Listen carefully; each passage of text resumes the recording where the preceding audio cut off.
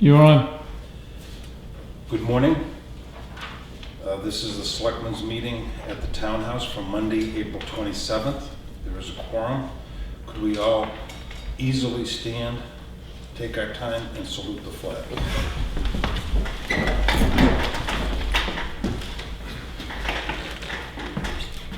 I pledge allegiance to the flag of the United States of America and to the republic for which it stands, one nation, under God, indivisible, with liberty and justice for all.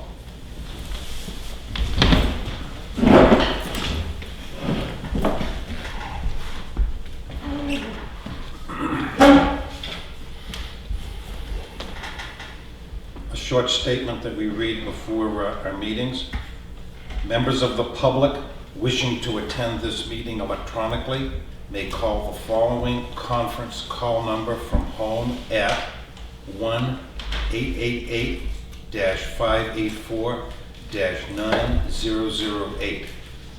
When prompted, following the instructions by entering conference room meeting ID number 409-231-183. If you have any issues entering this meeting electronically using the aforementioned instructions, please dial 603-476-2366.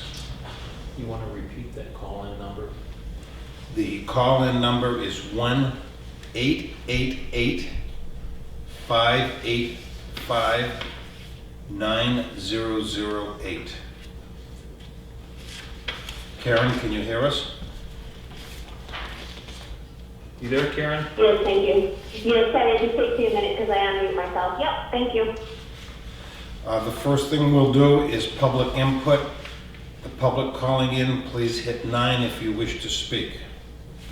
Anything from the public? Excuse me, that is actually star 9, please. But I don't see anybody on today. Okay. Well, we got a little snow flurry going on out there. Next is the review of minutes. First will be 4/13/20, the public minutes. I have nothing to add. Good.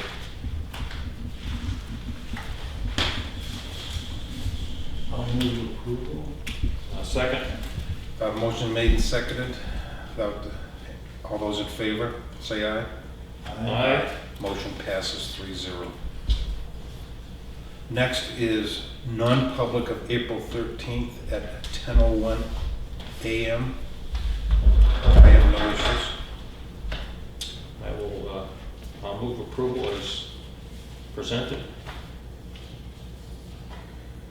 I'll second. Any further discussion? Motion's made and seconded. All those in favor say aye. Aye. Aye. Motion passes 3-0 and they'll still stay sealed, right? Yep. Okay.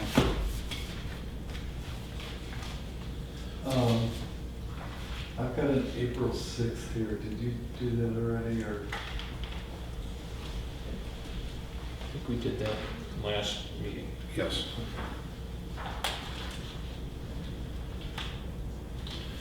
We're running ahead of the schedule. Did you say Jim Beam was going to be delayed? He's going to be a little bit. Yes, You want to go Yeah, ahead and do the excuse me. signature? You want me to go ahead and do the signature file? Yes.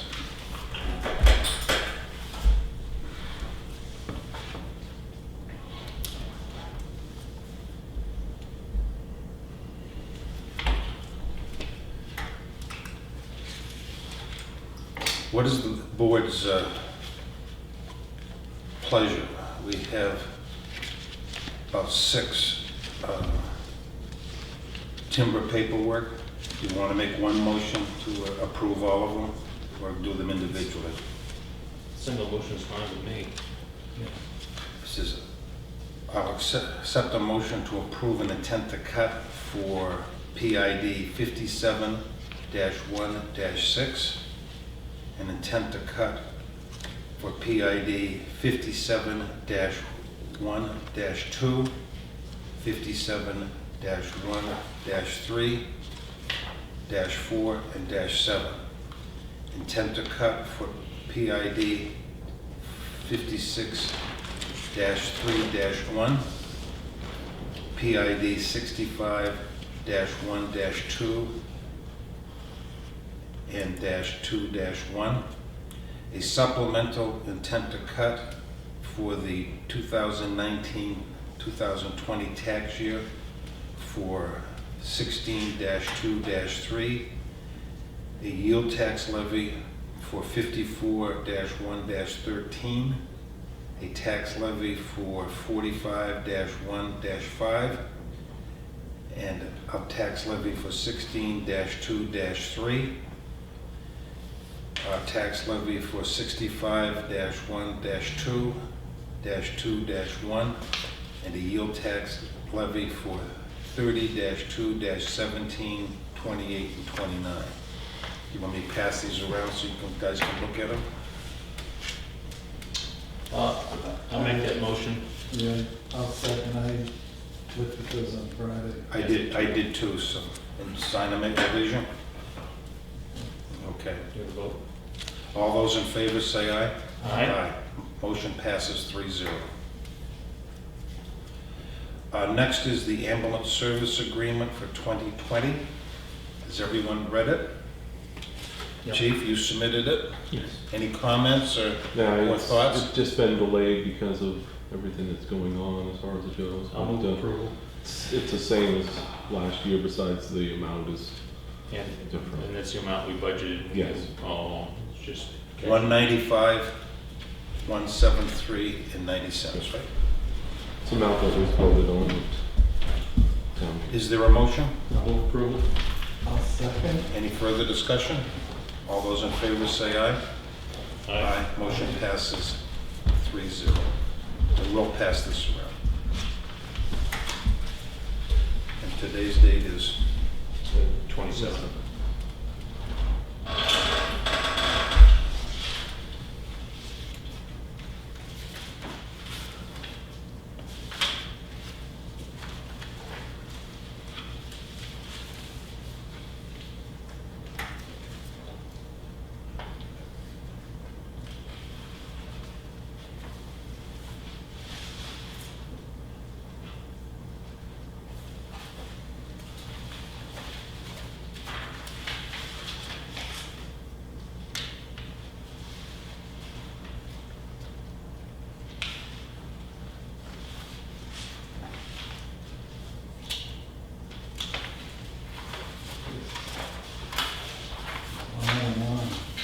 Yep.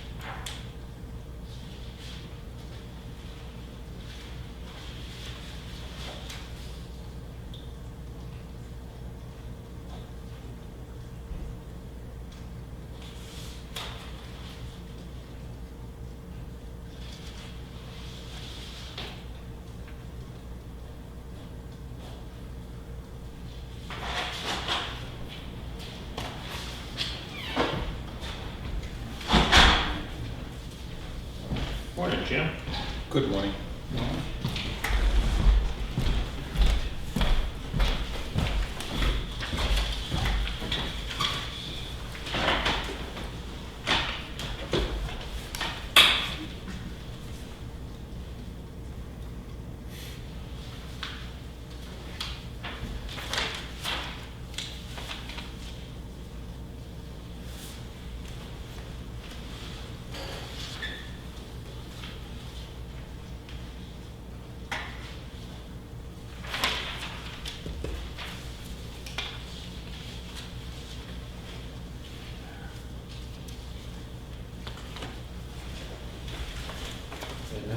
there are two in the back page on that.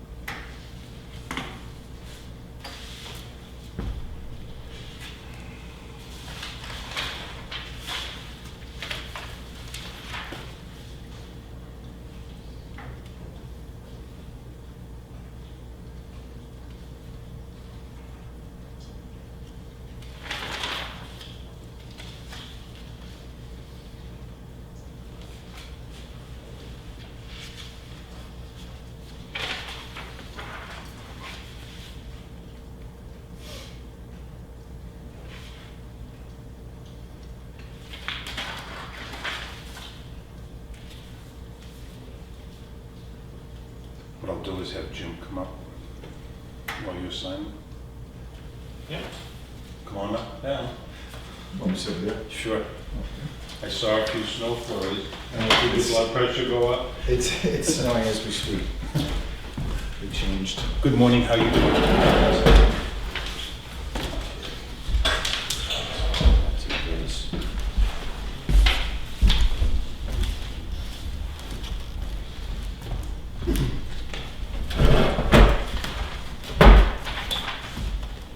Okay, I guess I'll start with my department update.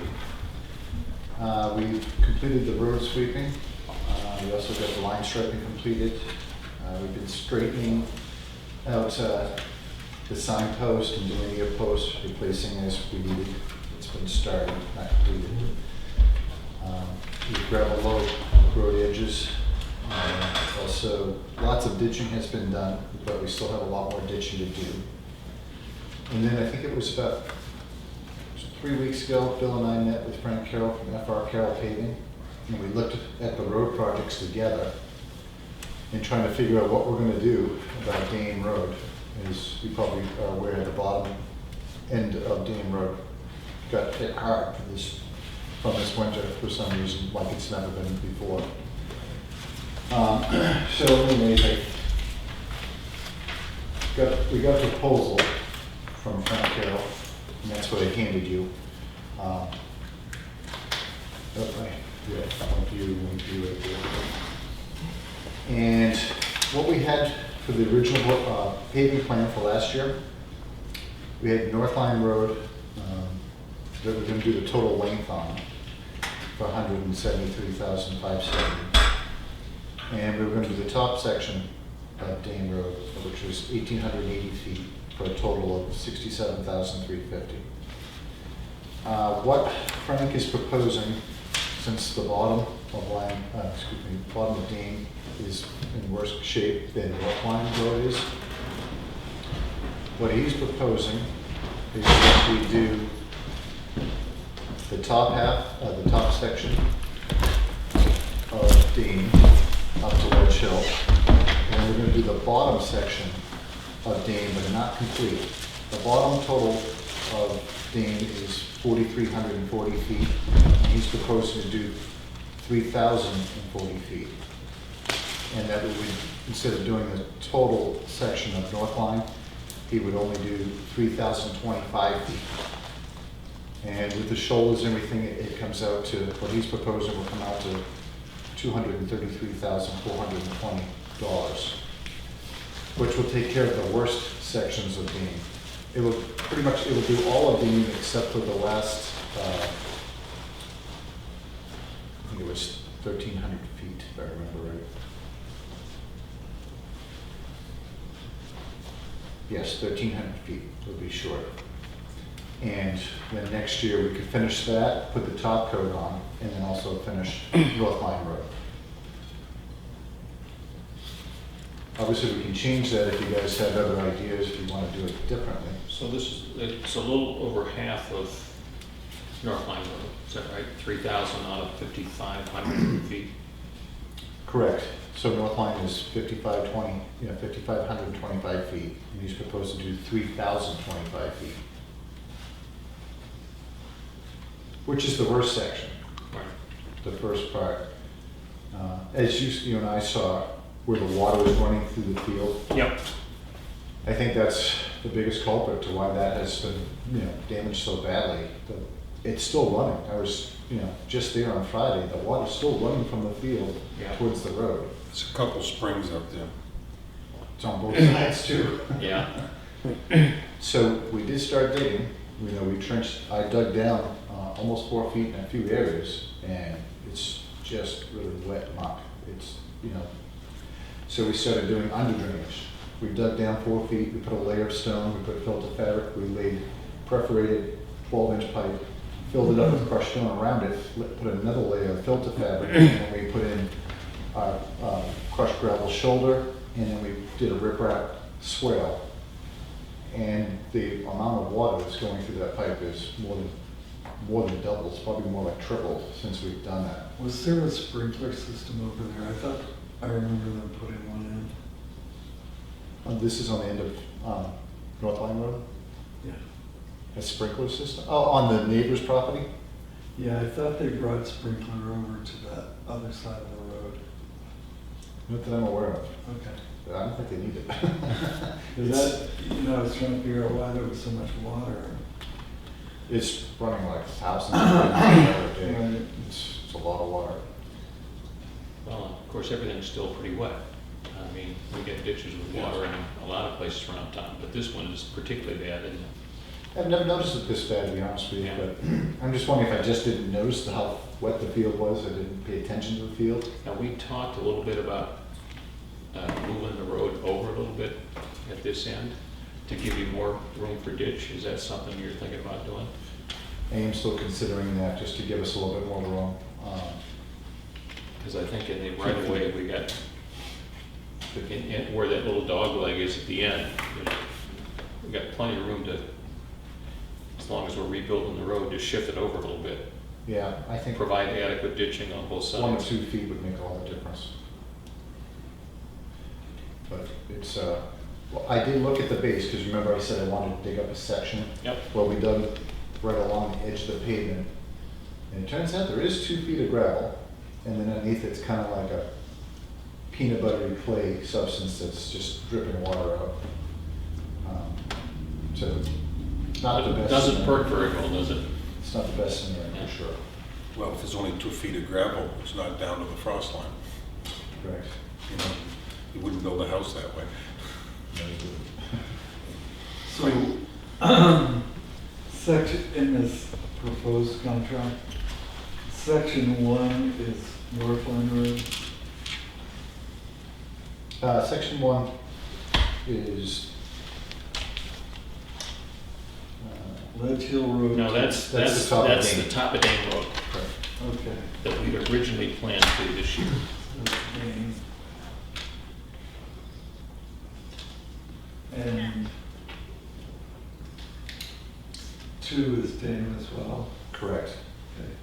Yeah, I guess it doesn't say it until you get down a little bit further in the paragraph. North Line off of Ledge Hill is the piece that we're talking about with the water. Correct. Okay. And you think, how far back does 2,500 feet take us? Not quite halfway, but close. It's probably within 250. Well, it's, Around the the total, Correct. yeah, the total length is 5,525 feet, and he's looking at 2,500 feet on that? Yes. Okay. So that, yeah, it's almost half.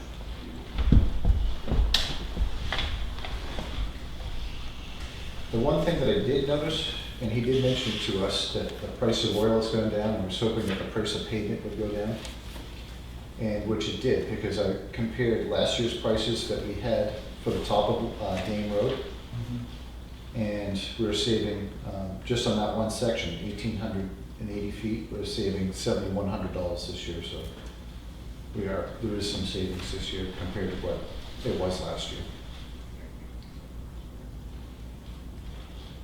So what are we gonna do about where you repaired the culverts? I think that's gravel now, isn't it? No, we had to pave them in last fall. We did. We did, we paved them in because we couldn't maintain it over winter like that. So is there any work gonna be done there? on some of them, I mean, we're going halfway roughly, so it will cover over a few of the culverts that we replaced, but not the second end, which I believe. And I'm guessing four if culverts. you need to put a little more hot top over where you put in last year, There's one spot that seems fairly low. give that another shot. Yeah, you got 7,000 miles worth of hot top. If I understand it correctly, to get Dame Road done is $233,420, correct? That's on page 2. It's circled, or it's squared, it's boxed in. So that is actually all three projects that he's proposing. That's the total of all three projects. That's the top of Dame Road, that lower section, except for the piece right by Middle Road, and half of North Line Road for 233, right? Correct. Right. And because we bundle the projects in proximity, we're able to save about 7K, right? We're saving some money, and that's why I wanted to talk to him about it, to make sure that he could put together a plan that made the most sense for us to save. Right. However, he thought would work best for us financially. Well, I agree with what you two say. Dame Road has changed the ballgame a little bit. And Dame Road is a major road. Heavy trucks travel it, especially when 109A gets bad. It's a shortcut for a lot of people. So, Well, when we met with him, he seemed very confident that he could come up with a good program that would stay within our budget and address the worst needs, and that looks like what he's done here. I think so too. now, to date, you have $268,000 left in road prep and paving. So if all of these projects you mentioned get done for 233, there's still a little buffer for road prep work, correct? We have a lot more to go, as Frank pointed out. We have a lot of ditching to do, plus the top of Dean actually still has culverts to replace. One of them is down probably 15 feet deep. It's a deep one, where that one's gonna take some serious work. You have to bring a boring machine in? Well. Where is that? 15 feet down, wow. They do actually have a line. Yes. You can put liners inside the old culverts, Oh, yeah. but it's Yeah. not real cost effective. Right. Where is that culvert located? Right near Ham Hill. And that's why it's steep right there. It's- Now, on that corner, the guardrail, looks like a pretzel. The one that's been hit multiple times. Yeah, yeah. Is that, are we gonna, have any thoughts of replacing that while we're doing this road work this year? I guess I didn't plan that, but it probably wouldn't be a bad idea to do it at the same time. You know,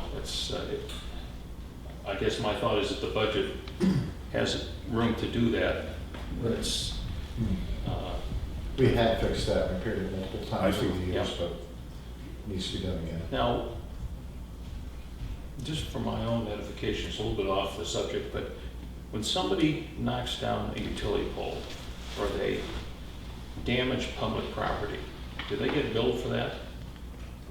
So I didn't hear anything about it in the beginning, but one of the last actions I heard about, the chief did mention that they are responsible for that, but I haven't even heard it. Well, but- sure they are.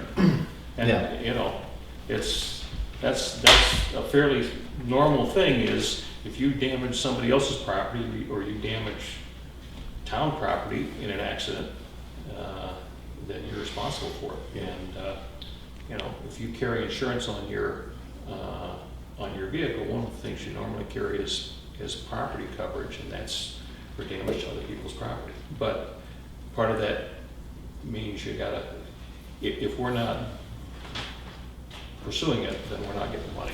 Well, I'm not sure that we even know who hit the guardrail. over Sometimes there. you don't know who hits that guardrail. Right. I think that they pull away and drive off, and, you know, it's not on Right. record who hit it. Right. At least on that one. But I think we've had one that I know of that years ago that hit it.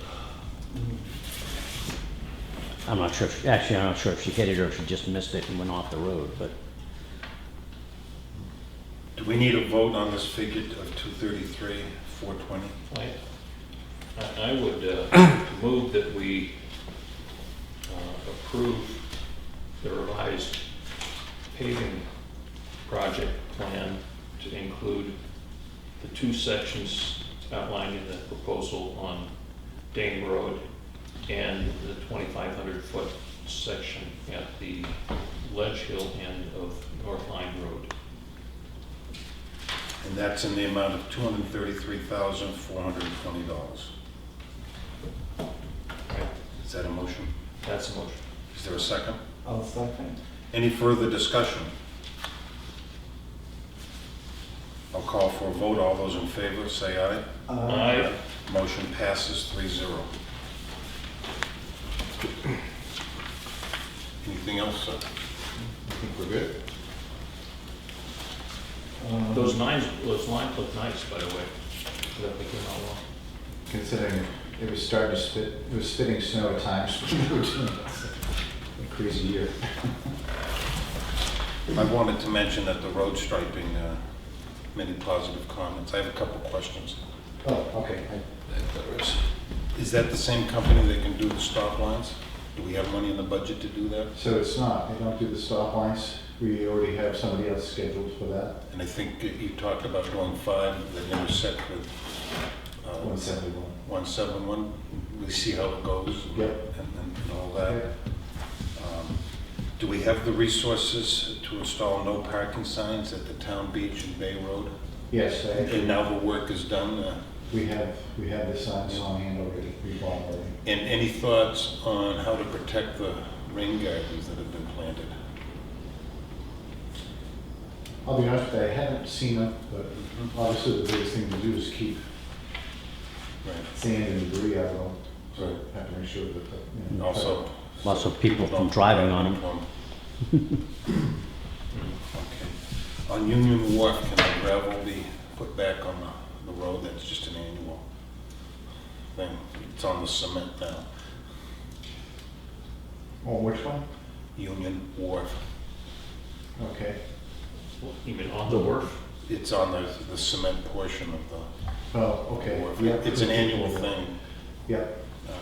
Along the same lines, the gravel that has been plowed up over a period of years in the parking lot of 19 Mile Bay, can that be York raked out? Is there money in the budget to do that? Yeah, I think we normally do that. Right. And is the sign going to be taken down? Yes, when we do the signs. Thank you very much. County Road Bridge, we have money in the budget to fix that. Any plans? Dave Wentworth is going to, what, paint it or stain it? I think he was gonna do the whole project, wasn't Okay, but what about replacing any damaged timbers? Is he responsible for that too? he? I thought that was the plan, correct? Okay. Do you want to check with him? I will. Let's see. Yep. I don't like that. Durgan Road, I know you've been busy with other things, but Durgan Road on the east side, I know that you got a bid before that work. When do you have that scheduled? I'll be honest with you, I have not even scheduled that at this point, because once we determined that we were changing directions, so we'd already excavated and did all the ditch lines on North Line.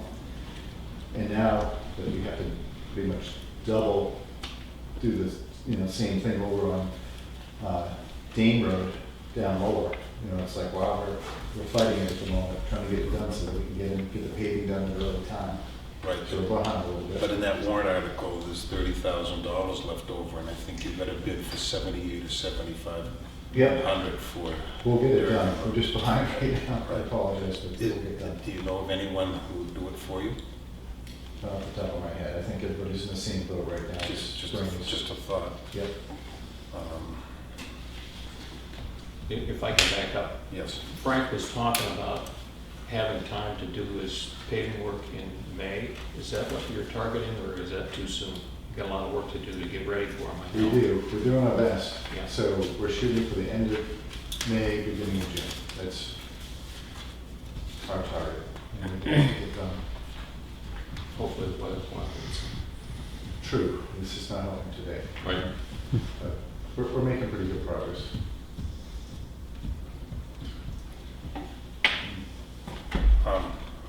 last year in July, I had a very good conversation with you about cutting trees 1 or 2 years ahead of road project schedules.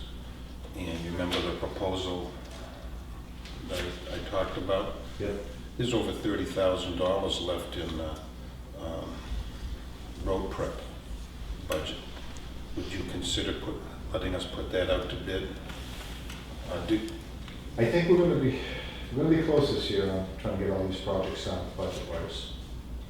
I mean, we've taken on extra work this year already. Okay. Let's kind of see how that goes, and maybe we can revisit that in a month.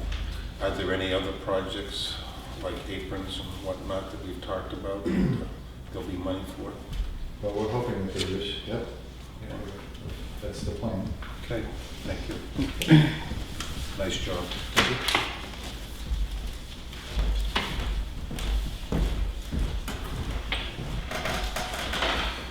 It's 9:30, time for cell tower. And we have a couple people on the line. Karen, you have some call-ins on this, is that correct? Yes, Tim and Chuck, if you're on the line, could you please hit star 9?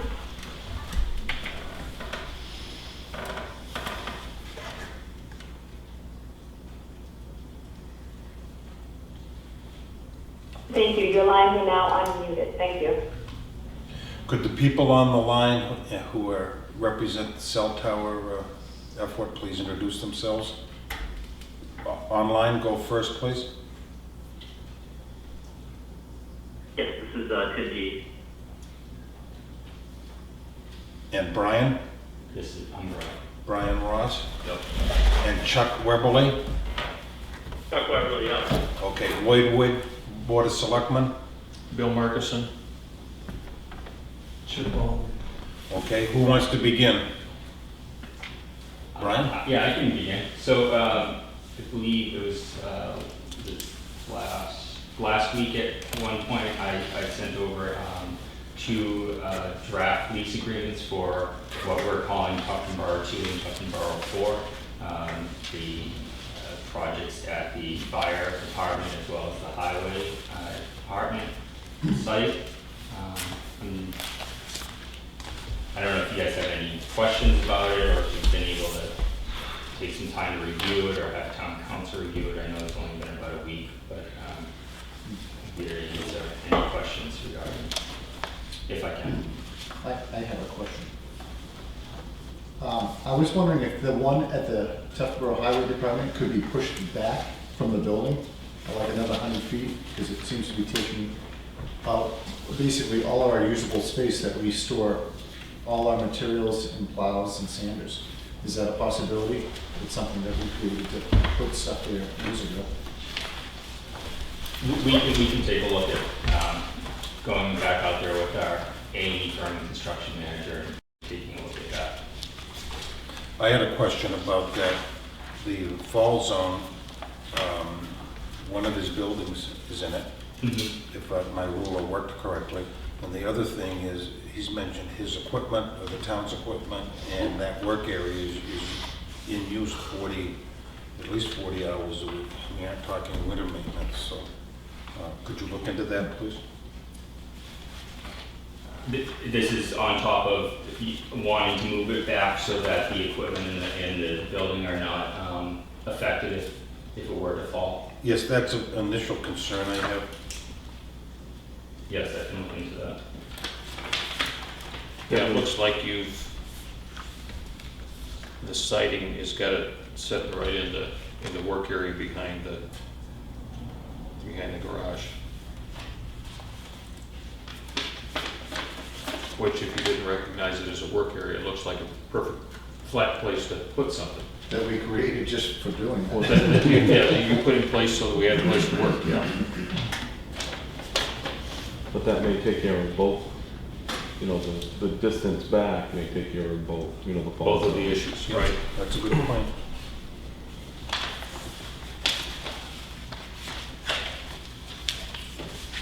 Any other comments from someone in the room?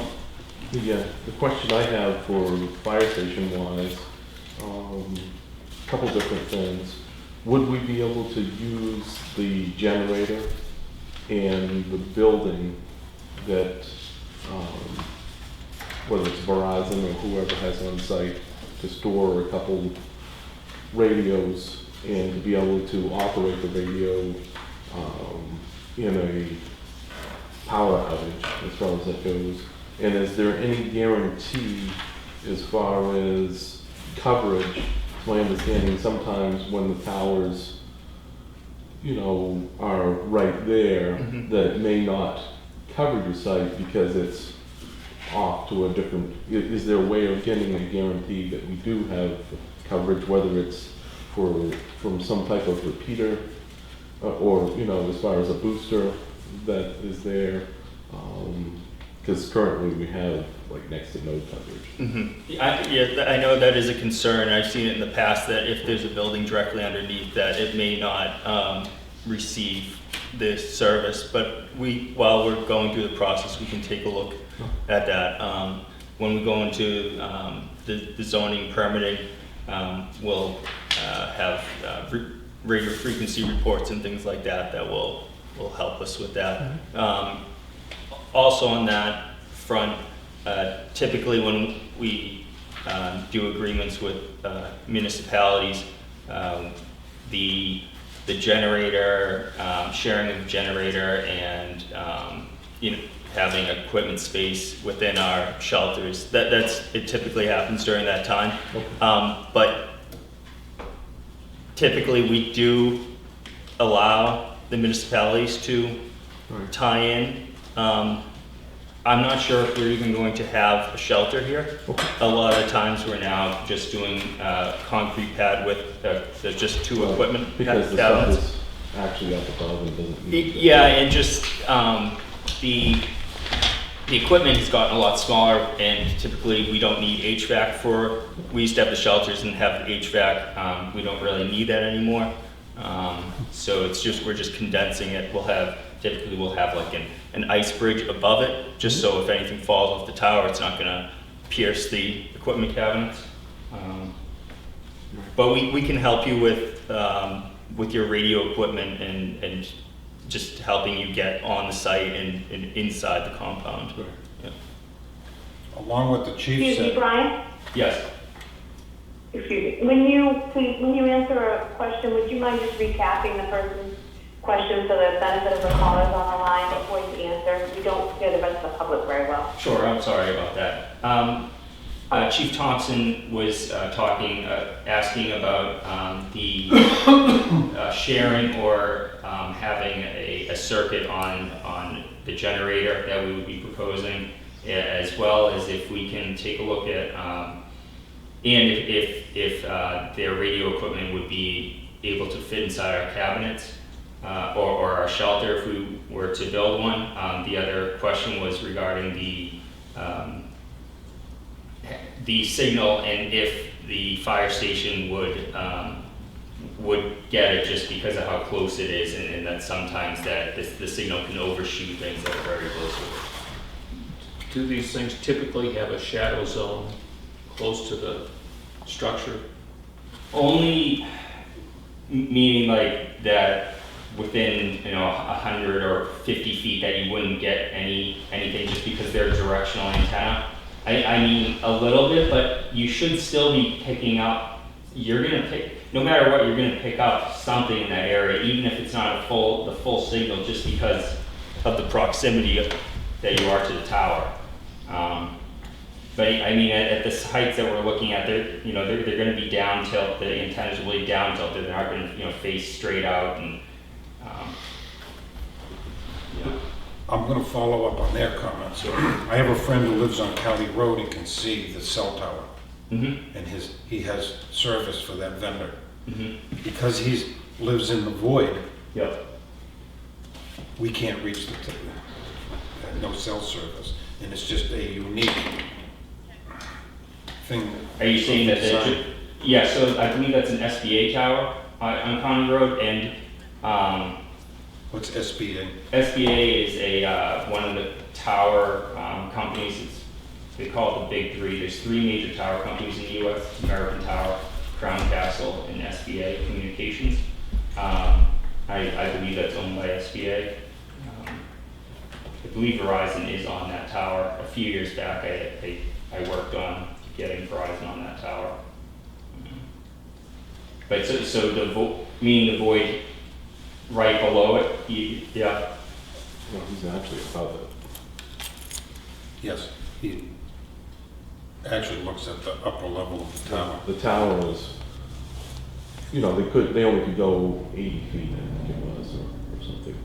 There's a lot of resistance for that tower in that area. So the tower doesn't go up quite high enough to give good signal.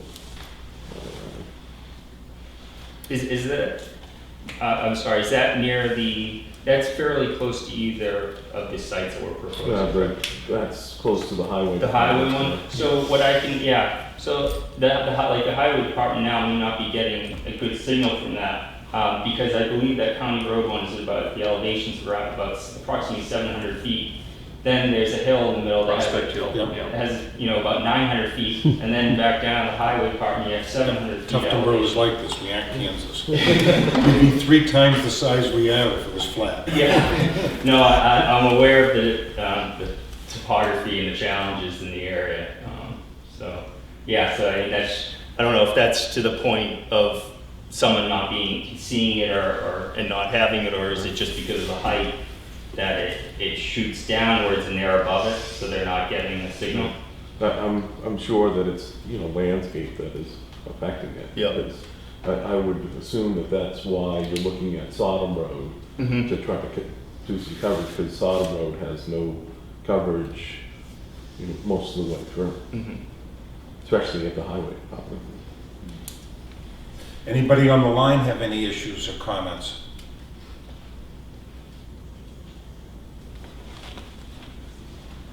Okay. Any other questions from the board? I got a whole bunch. First of all, the contract that you sent us, I think has got a lot of editing that needs to happen. First of all, on, let's pick one, item 3, extensions. We're gonna have equal terms on that. Either we can decide not to extend, or you can decide not to extend. But the way you've written it here is that you have sole discretion to extend for 20 years. And we have nothing to say about it. I'm not a fan of that kind of arrangement. You haven't given us any idea of the rental amount. You've got it, which is item 4. So you're going to need to come up with something there. You've also included expansion of items into the cell tower area. Cables, wires, conduits, pipes, etc. What article, what section is that? Item 5. Okay, so item 5 is going to directly relate to item 3. It's going to be your cost of operation. We need to have a chat about that. The condition of the property, you're looking for us to create a site that's completely amenable to setting up a cell tower, including not limited to tree removal and grading. That would be under 6. I don't think that's not what that section really calls for typically. We're not, before we build the tower. Yeah, let's make it clear that.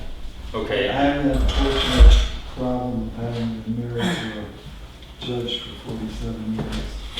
So that language doesn't work for me. If your lawyers are going to tell me it doesn't mean what you think it means, they're going to tell me it means what they think it means. So we need to clarify that as to what our responsibility is going forward in preparing the site. As far as government approvals are concerned, I know we don't technically need to go before the planning board, but with the We planning would board? take the site plan to the planning board, just so that they're aware of what's going on, and have an opportunity to look at it and make suggestions. Because we got two, and one of them is perilously close to the one that they want to battle with. Right. And Right. are we just gonna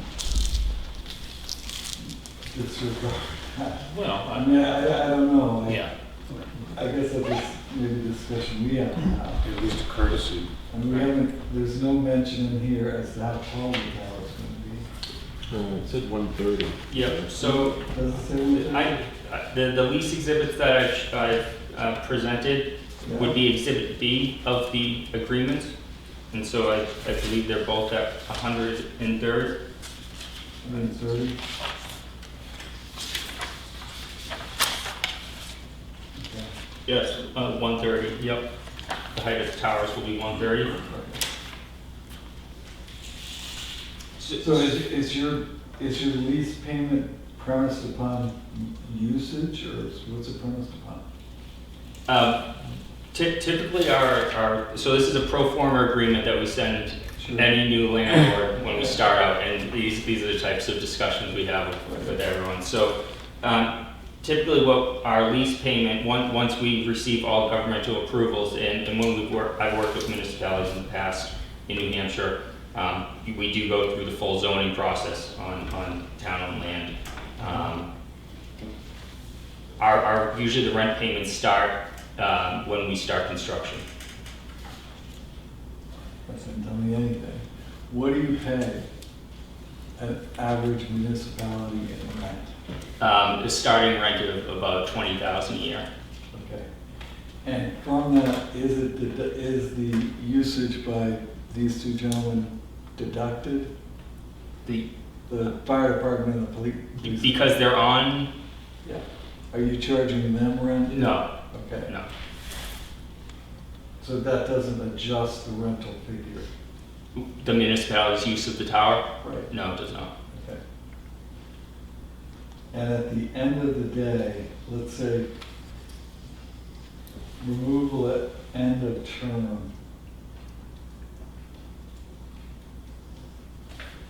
So it's gonna remain your personal property. And you'll have the right to remove same at any time during the term, whether or not said items are considered fixtures or attachments to the real property under applicable laws. If such time for removal causes lessee to remain on the premises after termination of the agreement, lessee shall pay rent in accordance with paragraph 15. And that's just a holdover rent for however long it takes you to take the tower down. We're looking at 15, holdover, removal at end of term. Yeah. Well, if the agreement is terminated, then it says that 90 days, within 90 days of termination or the end of the term, that we have to remove all our equipment. Okay. Typically, we don't, that's everything, the tower, typically we don't remove the foundations, but Yeah, that's fine. And I didn't have an opportunity to review the sale portion of the asset. But you're in the telephone business, and telephone companies are always for sale. So I'm assuming that this is gonna get sold at some point in time. And we need to know with certainty how that sale process is gonna happen with regard to our interest.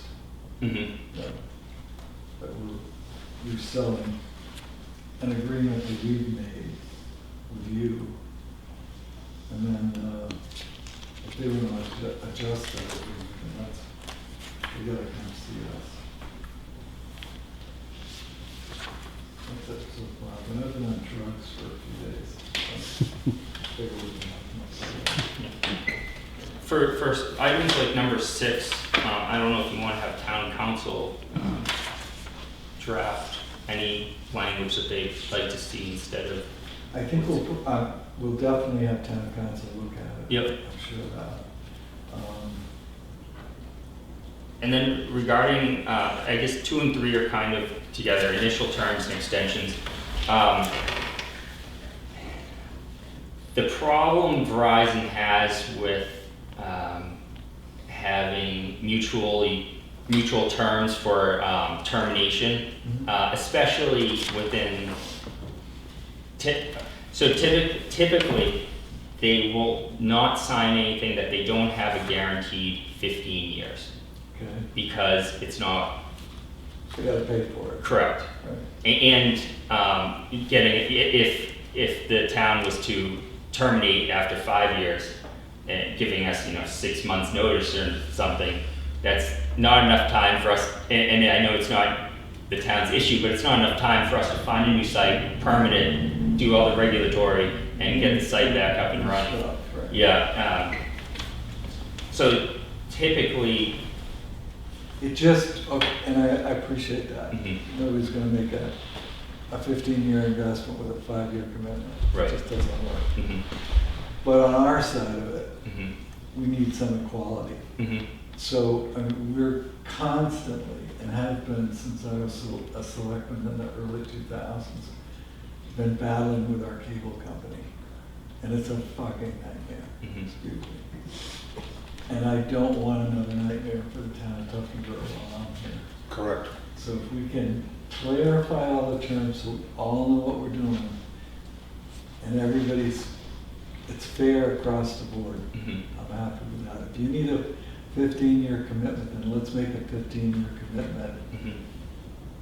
that works for both of us. And maybe there's some language that needs to be added at the end regarding compliance to different parts of the contract. Mhm. And if we feel that certain items in that are important to us, probably more important to you, then we can include that in the contract. So if you're out of compliance, there's a method to get back into compliance and keep that 15 years rolling. Mhm.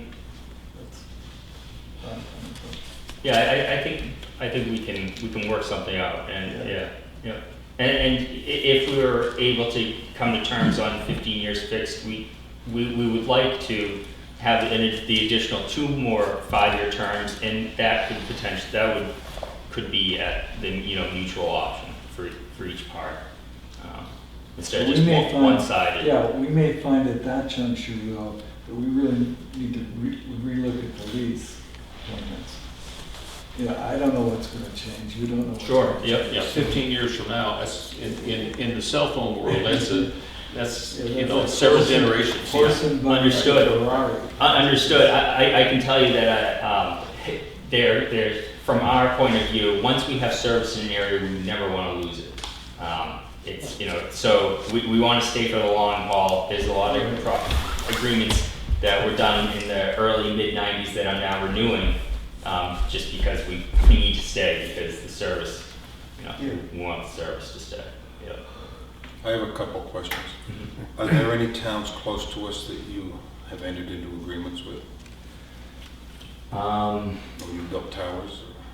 I think it was 3 or 4 years ago, I worked with the Laconia Housing Authority to go on top of one of their buildings. I've gone into agreement with the town of Andover. I know that's not very close to here. But a similar size town. Yep. Yes. Um, And topography? Well, they have tried it, so it's a little taller. Yeah. But it's probably worse than we are, actually. Other town.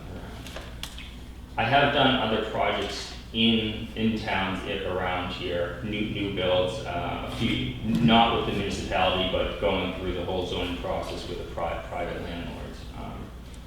And 3 or 4 years ago, I did a project in Conway, at the self-storage facility, going through zoning with that. Is there, I realize it's not happening today, but is there a segue that you're foreseeing with the fiber optic high-speed broadband effort that's moving forward and your cell towers? I mean, is there gonna be a link there somehow? Or are you in direct competition with that? No, I don't think we're really in this, I would say we're not really in the same business. Okay. So every site that we have fiber optics going to every single site in New England.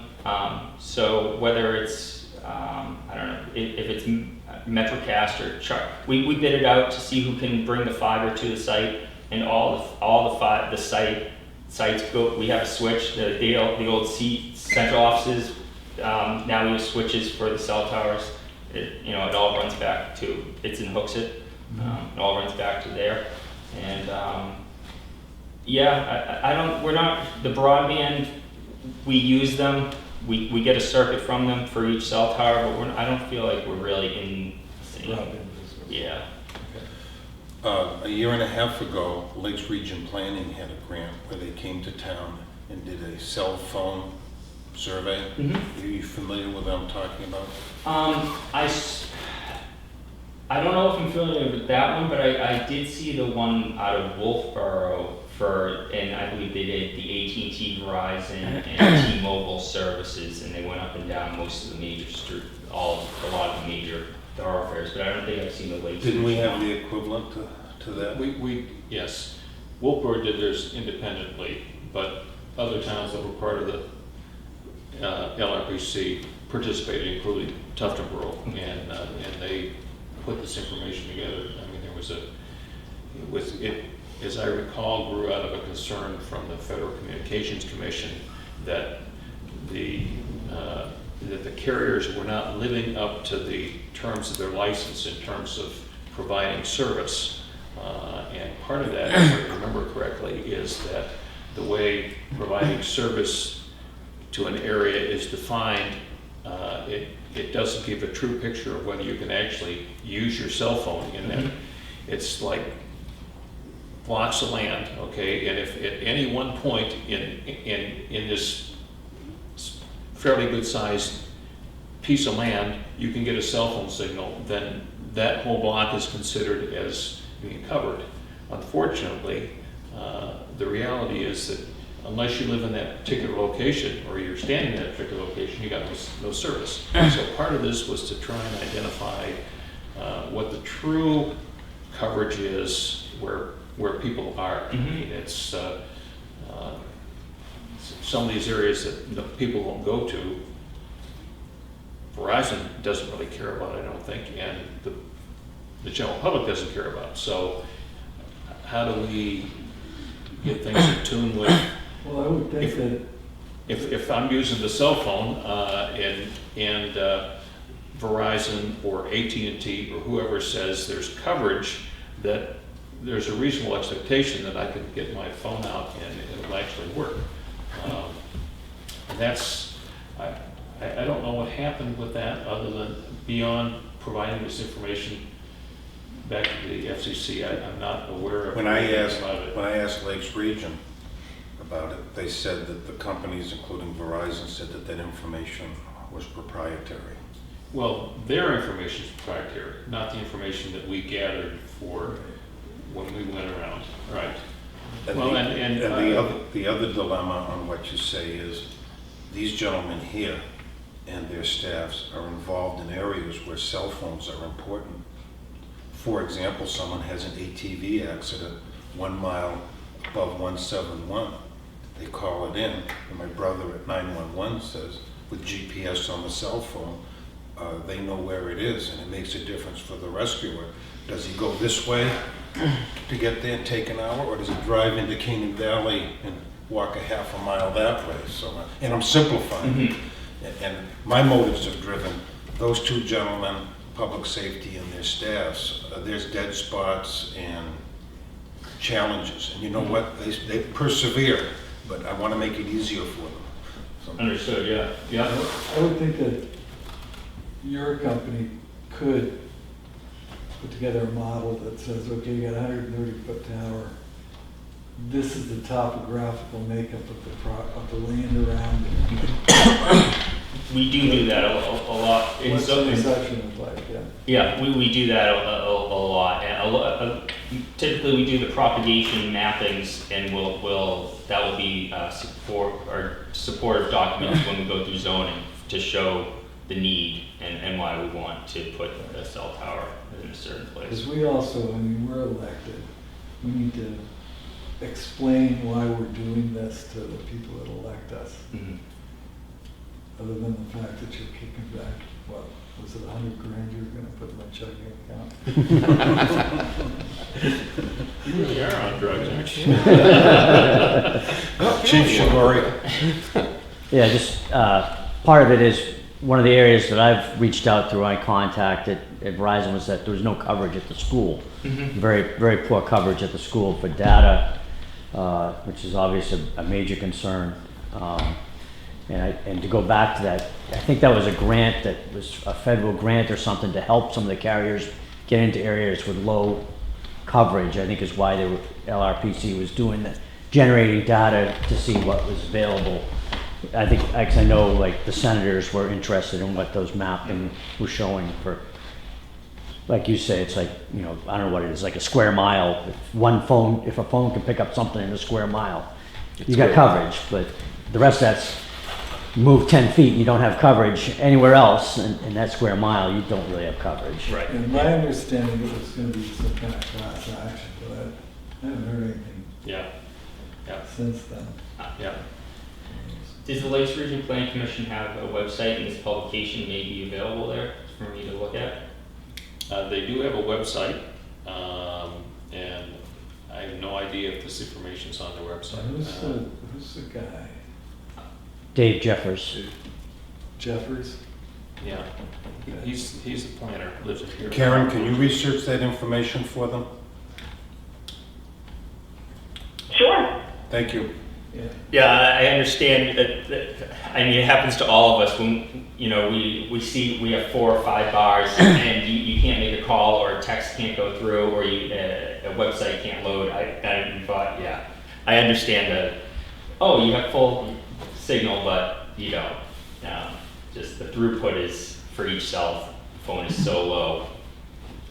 Yeah. We don't even see the full signal. I mean, Yeah. we can be standing in one place Well, and and the other thing we move run 10 feet into and is, you drop out completely. it's a seasonal thing, Yep. right? Summertime, you got a lot more users up here, Yeah. and you don't, and so, right, the availability is much more limited. Jim had his hand up. I got a question. On the highway site,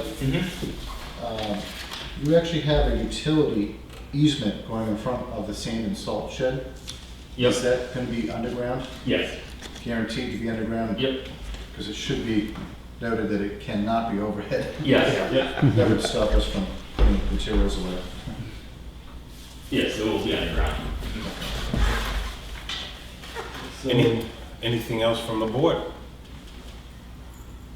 well, we're obviously gonna meet again at some point in time. We need to have town council look at this. We also need that Jim take a look at the 2 sites and imagine you have to create a situation where they're all set to put their stuff up. So how many trees have to come down and stump and is there gravel fill that needs to be put in place to the roadway?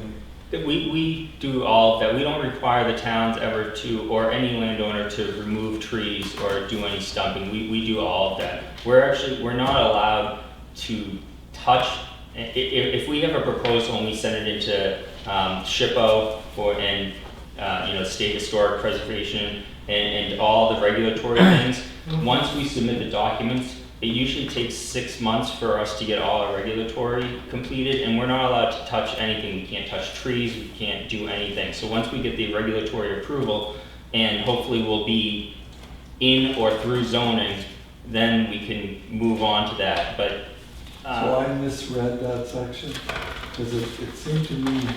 Yeah, I mean, it doesn't. It seemed to me that we needed to prepare the site. So usually in these cases, when it's clean and free of debris, we're looking at hazardous waste. if someone has a pile of tires there, propane tanks, oil tanks, old rusted out oil tanks, things like that. We don't want to incur the cost of the liability if something's already present on the property. That can be removed or remediated easily. If there was a gas station on the property, and then we understand the environmental issues that are going with that property that we're going to be on. The clean and free of debris is really is more for environmental and hazardous waste. It's not stumping and grading things for us.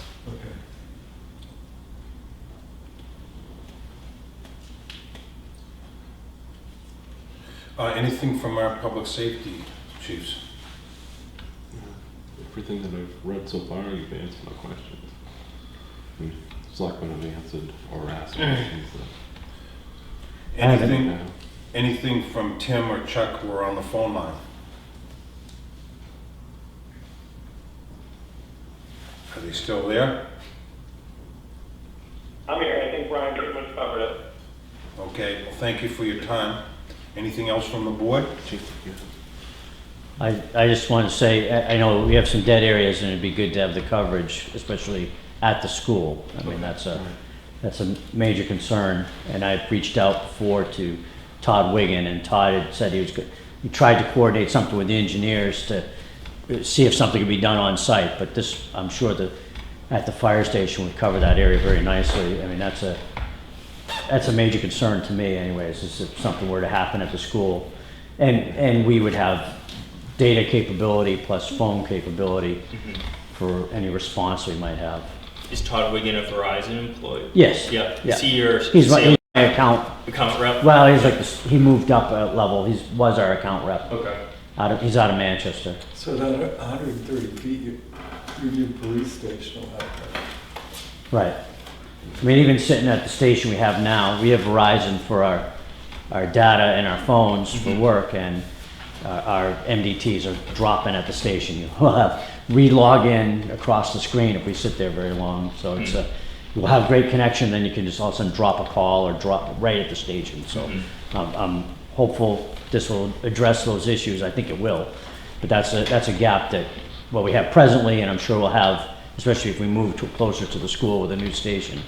So I'm hopeful. I'm pretty, actually more than hopeful. I believe it will, and so I'm like kind of glad that we're going that direction to try and get better coverage in that area, especially when the school is probably, to me, is our most valuable, our highest risk of a personnel, a vulnerable population, if you will, in the town. Probably one of our most valuable buildings, and a number of young people, because we're just an elementary school. Not so much phone usage with them, but as there is, if there were an emergency, it's teacher usage and data usage there. So, Mr. Chairman, I see our next step as being that we want to finish reviewing the draft lease agreement, individually put together our concerns with it, get all of this to council, have them review it, and make changes, and then we'll Negotiate. take a look at it and move forward from there. And the other thing is, you're gonna have the siting folks find a more suitable place at the highway garage. And I'm gonna suggest that when they're ready to do that they get in contact with our road agent so that he can meet with them when they're out there, so that there isn't any, I understand why they look at perfect place to do it, doesn't take a lot to get it done, it's out behind the building, not understanding that that's an active work area. So, but if the road agency is included in their site visit, then at least he's not going to come back to us and saying, oh, well, I didn't have any input. Sure. I mean, we can set that up for even later this week or early next week. Either one's fine. Okay. All right. Anything else from anybody? You got a way to get in touch with Jim? Road agent? Yes, I'll give you Okay. more information. Okay, Okay, well, thank you very much. Thank you. Travel Nice meeting safe. you. Yep, thanks Thank for you. coming in. yep, thanks, Brian.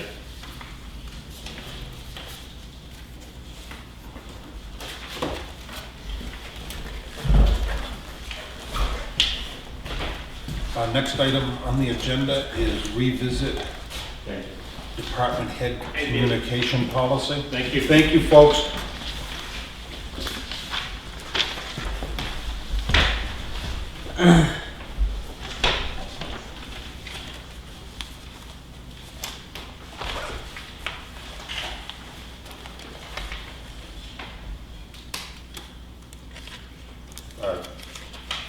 Chip, you're the one who first brought this communication policy up.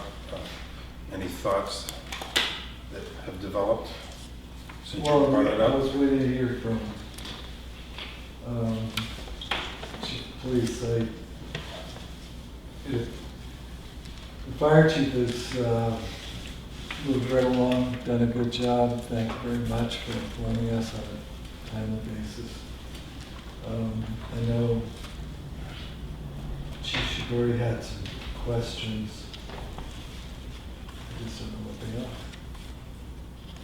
But I'm sure he's going to share them. Who would like to speak second? Well, I mean, I don't know what Adam raised, and then maybe what I don't want to be repetitive. Let me just jump in and say, what Adam has started doing is, on every incident that he has, he sends, after the incident, he sends a recap to the selectmen by email. There's just kind of tells us what happened. Went to a fire, The And, larger you know, incidents. responded to a fire in town, put the fire out. not a chapter and verse, but just enough so that we know what's going on. And from my perspective, I think that works out well.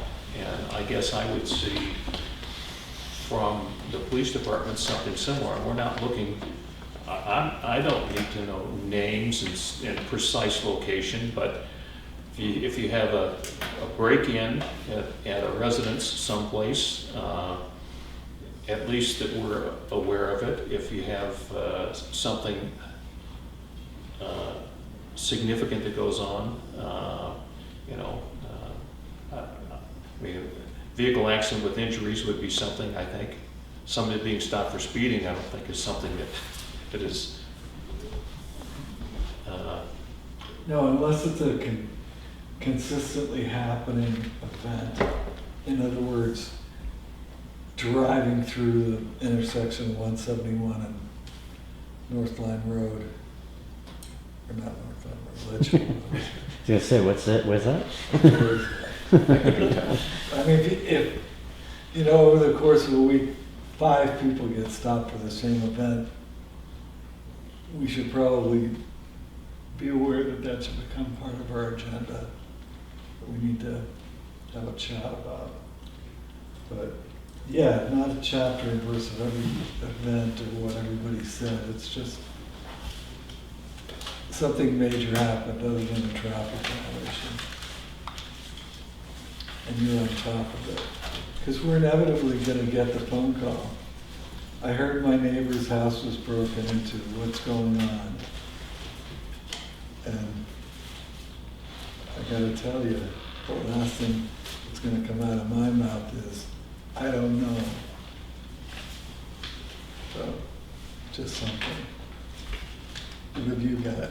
I know you've got a whole list in front of you. Well, number 5 says all, no, it doesn't say all significant, so that's why I was like, really all? And that was something that was brought up Right. some time ago to try to address that a little bit closer, to make sure it was like larger events instead of all. Yeah, and you'll be surprised how it helps you.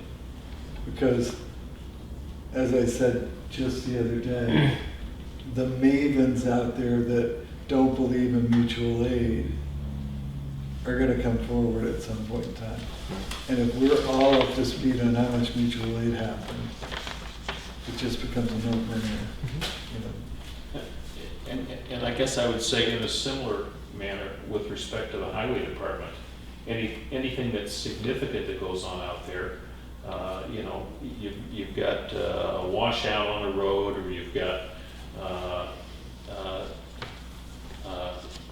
the road gets blocked by a tree coming down that you guys are clearing or something. Afterwards, just have Trish send an email over to Karen, just so that, again, when somebody says, oh gee, I saw that, you know, I couldn't get through on Dane Road today, then at least we're aware of what's going on. Makes sense? That's fine. I mean, we normally clear it as soon as we find out about it, but. Right, but I'm saying after, Yep. Oh, like your North Line Road, I think I picked the right road this time, project. You may want to divert some traffic. I mean, just let people know you got a big project going on that end of North Line Road. You can drive down to the store and go up to the corner and get where you're going. Okay, we are working on a project down there. And we're also working on Dane Road. Yeah. Yeah, I saw that. The only other thing that I see with that, as far as which will be tough, was what was it, 90 days in advance for Vacation. vacation and stuff like that. So obviously we have, I'm sure that it affects everyone. We have put in and said, yeah, I'll be away. So like, I'm scheduled to go away on May 7th. I put that information in. I'm not going away on May 7th because obviously there's nowhere to go. Or you can't go. Do you want to be re-notified of, yeah, I'll be around type of thing, or is that just an assumption? again, think 90 days is a- from my concern, with respect to department heads, the road agent, or anybody like that, is if you're not gonna be here, it's very helpful to us to know at that time that I'm away and here's who's in charge. Right. So let's say you have a vacation plan for August, okay? You got it on the calendar in the office. Shortly before you go, this is my view, shortly before you go, just send an email across to Karen to say that you're gonna be on vacation for these dates and here's who's gonna be in charge when you're gone. So you're talking when we go away, not if we're taking days off.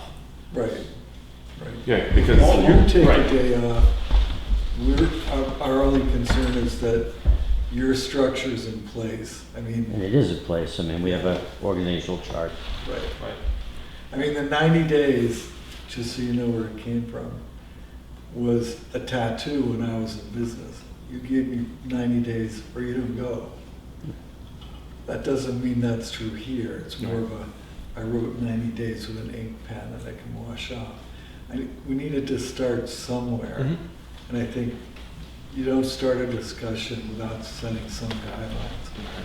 And if we could have 90 days, that would be wonderful. If we can't, No, it's but also- that was my concern, as it said, because you might take a vacation day because it's not sick. right. Take a day off to go, drive someone to the VA hospital, for example, and sometimes do that. Right. But I'm still in the state, I'm not, I've got my phones, I've got coverage, I'm not, Right. out of touch with I everybody. guess, as far as I'm concerned, out of the area is what my concern would be, okay?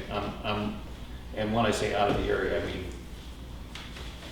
away. Can't come back. Right. Yeah, you're not finding out about a convention in Oklahoma City on Tuesday that you Yeah. have to be there on Friday. You're finding out about it at least a week ahead of Oh, time. yeah.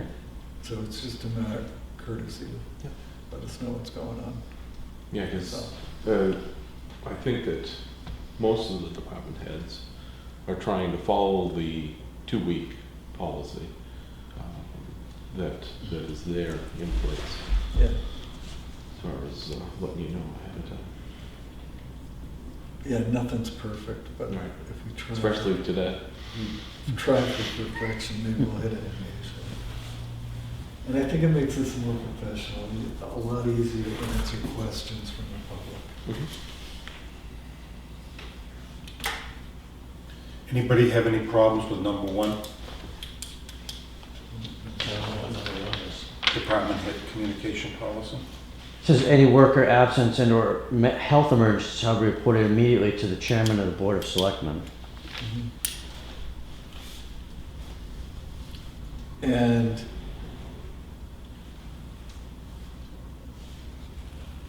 I have no problem with an email being sent to Karen. right. She's our agent. Part of that stemmed from this COVID thing. I mean, if we have, let's say you have an officer who tests positive, that information needs to come forward. We're gonna have to make some action at that point in time. We need to be able to, well, you may think it's your department, but it's our department as well. We need to know what we have for assets going forward and what liabilities we may have as well, because that officer, for instance, may be a false positive or whatever. Be what? Be false positive. The test may be in error, you know, but, so we need to know what's going on. The problem that we had that brought that up is finding out after the fact that you're shorthanded and that you're overworked. We need to know ahead of time. Nothing we can do to help you. I mean, I can't call Dominic Ricciardi and say, send, you know, some people over here because we've got a real need. If I don't know there's a need. He might say, I'm not gonna do anything for you, but he might say, yeah, you did me some. No, they fill in when we do have these shortages. They've helped out. I mean, that's a call we make and routinely make when we're I shorthanded. mean, we have a very small staff. You have a very small police. Yeah, I have no bench to pull from. You don't. So if we're short somebody, we either fill in what we Right. can, or they have to help cover. Right. Why was nobody at that call that I made last night from Melvin Village at 11 o'clock at night when I heard the rapping in the back behind my house? And what I need to be able to say when they call me, or Lloyd, or Bill, we're down to 3 officers. We're gonna do the best we can. Did anybody break in your house? No. It was probably a raccoon. But we can't just say, well, Andy's decided he's not taking calls from Melvin. I mean, that's an unreasonable response. So it's things like that. I can think of a specific example, and that is if you have employees that are sequestered in-house, send an email to Karen, it stays in the confidential file. Yeah. Under the pandemic rules, HIPAA allows you to share in confidence, Not through email though. however you want to do it. Email's not secure for HIPAA. And only one. Excuse me, there is a way of doing it, Chief, so that... There is a way, but I'm just saying not through email. Okay, and please choose whatever's convenient for you. And only one selectman. The whole board doesn't need to be informed. We don't need, blanket. We do this with welfare, for Emails. example, he does it. Yeah, we do with welfare all the time. All right. Number 2 is absences or health emergencies of a department head will be reported to the chairman of the Board of Selectmen by the department's interim head. Is there any controversy on that?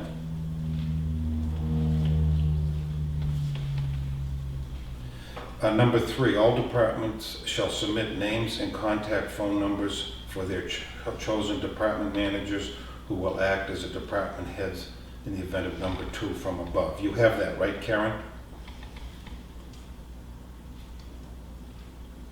Karen? Sorry for the delay there. It takes me a minute to unlock my phone. Yes, I do, thank you. Thank you. Okay, and if a department head is going to be absent, can they make a copy to the dispatch center so they know? So they know, the dispatch center knows? Yeah. In the Ossipee, you mean? Yes. Anybody have a They're problem with gonna that? notify anyway, hopefully. Okay. I'm sorry, dispatch center notify them of what? So I you're missed a not- part of that, I Let's guess. say you're not available due to some health or whatever reason. Yeah. You put your second man in charge, and they need to call somebody at 9 o'clock at night. Yeah, They're not gonna call the department, they're gonna call whoever's, and they're not gonna call you because you're not available. right, okay. I just missed part of that conversation, so. Any problem with that? Nope. Number 4, I think we've, say we'll go with the current policy. On that note, I think it was Clay who mentioned it, you know, someone wants to take a day off to help with a family matter, and they take a day's vacation. You know, that's not exigent circumstances in my mind. All public safety events, including but not limited to road closures, serious accidents, serious structure fires, ongoing criminal activity, and health emergencies shall be reported directly to the chairman of the Board of Selectmen. Can we go back to number 4? I don't understand your example with Clay. I thought we had a discussion earlier about if you're leaving the area, Yes. but you just use an example of taking a day that's not exigent. What was that? I don't understand. He pointed out to me that this guy wants to take Sunday off to watch the Patriots, so he takes a vacation day Right, and hires an alternate. but does that invoke number would- 4 with 90 days? No, that, Okay, that's what I was, okay. No more than, Right, I just want to make clear, because you Examples. used an example that was different than we talked about earlier, that's why. I mean, each department's gonna have different examples of how it's gonna work. Yeah, okay, I just want to make sure. It's just, I don't wanna have somebody call up and say, oh, so-and-so, I'll pick Adam because I pick on you too much. Adam's in Bermuda for a week. Really? When did that happen? It's, you know, having a little bit more contact, that's all. number, Excuse me, is number 4, I'm sorry to interrupt. Did you say number 4 is going to revert back to the current personnel policy?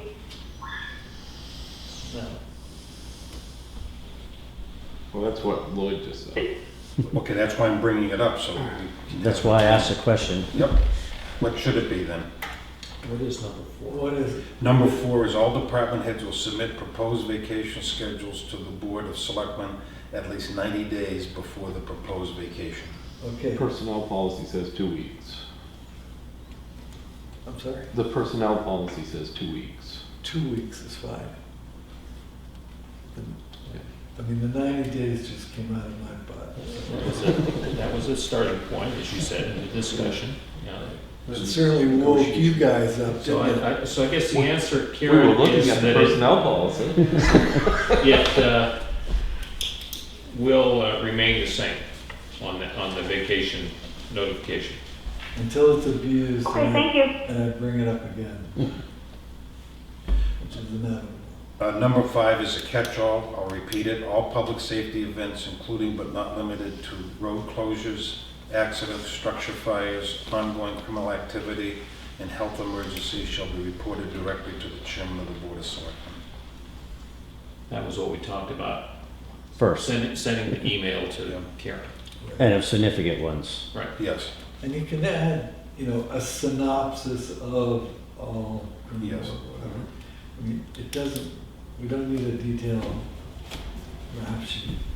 We just need basic understanding of what's going on. Is there anything that the board would like to add or modify? What about the department heads? Any comments you folks have? Do you want me to notify you ahead of time, like when road striping is coming or something like that? Is that something that we're supposed to do? Yeah, it'd be nice. I mean, you're gonna. Why don't we give it a try striking for a the while? Okay? You have email capability, right? I'm good at it, but I'll try. Yeah. Yes. Tricia has email capability, She right? does, yes. Is there anything missing? Go ahead, sir. So if you go on vacation, Lloyd, you have to designate another person to cover, because you said it would go to the chairman of the board, the selectmen. Do we pass that information on to everybody else? We have an issue in town, and you're not around, We someone have has to pick it up. We have a vice chairman of the select board, And who's that? Bill Marcus, I believe, isn't it? Yes. I'm sorry, never heard that mentioned. That's covered by law, too. Okay, thank you. Anyway, the communication goes to our secretary. Yep. Okay, so Yes. that it's available. I'm just saying, if there was an issue in town, and I'm gonna call the chairman and find out, oh, he's not around, so check with Karen. I have no problem communicating that. Yep. I'm gonna be late, I'm gonna be absent. Always have. God, I thought I brought this up. Any other issues? So is this gonna be redone to reflect our discussion? Sure.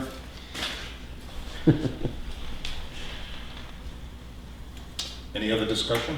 I already said I was sick of it. I'm sorry I brought it up. You need to rub it in. Excuse me, did you want this incorporated into the personnel policy? I don't think so. I don't think it No, has to. because we need to review the personnel policy at some point. Yes. We haven't done that, Right. so, no. An addendum.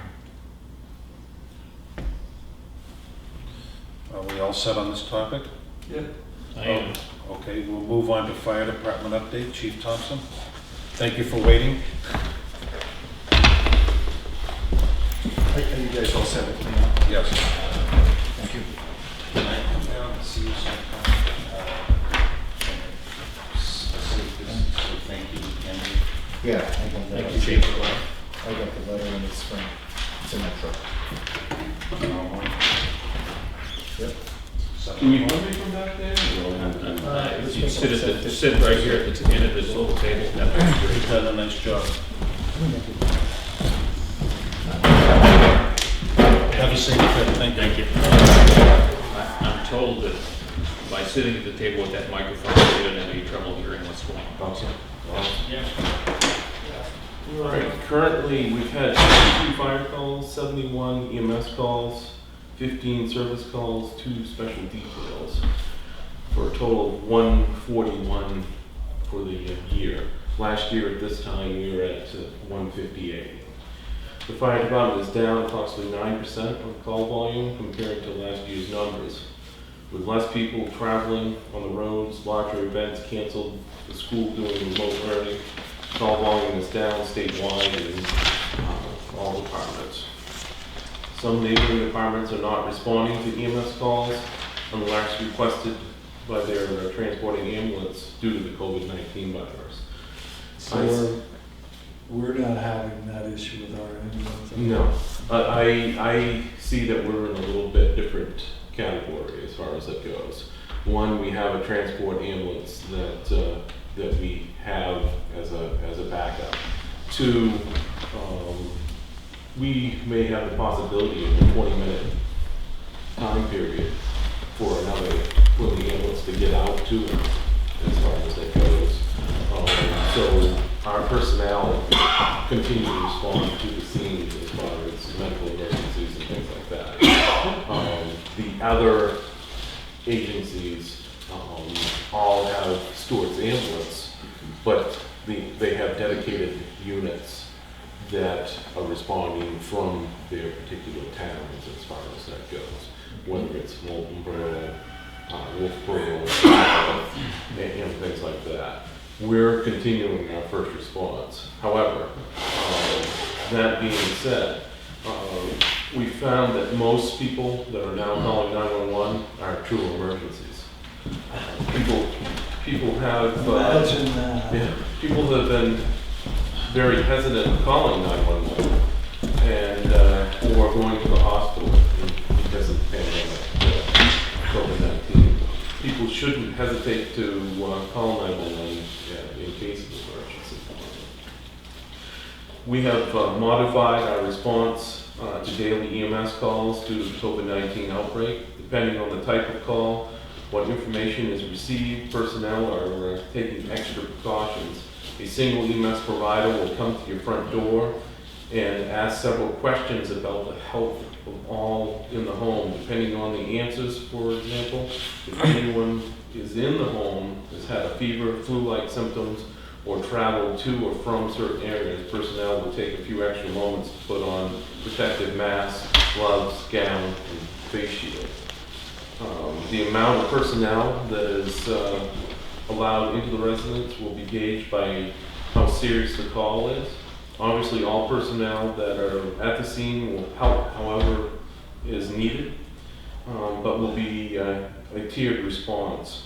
By doing this initially, it limits the possibility of unprotected exposures, and it also limits the amount of equipment, protective equipment that is burned up on a call as far as it goes. If we don't need to take that extra time to put, 5 or 6 people in the gowns and all that stuff, that is all materials that is saved because it's definitely hard to come by as far as the different stuff. But we want our people protected, 100% going into any possible exposures.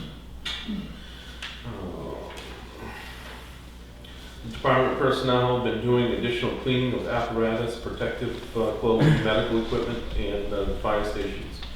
We ask the residents to let 911 know when they call if anyone in the home is under a mandatory self-imposed quarantine due to possible confirmed COVID-19.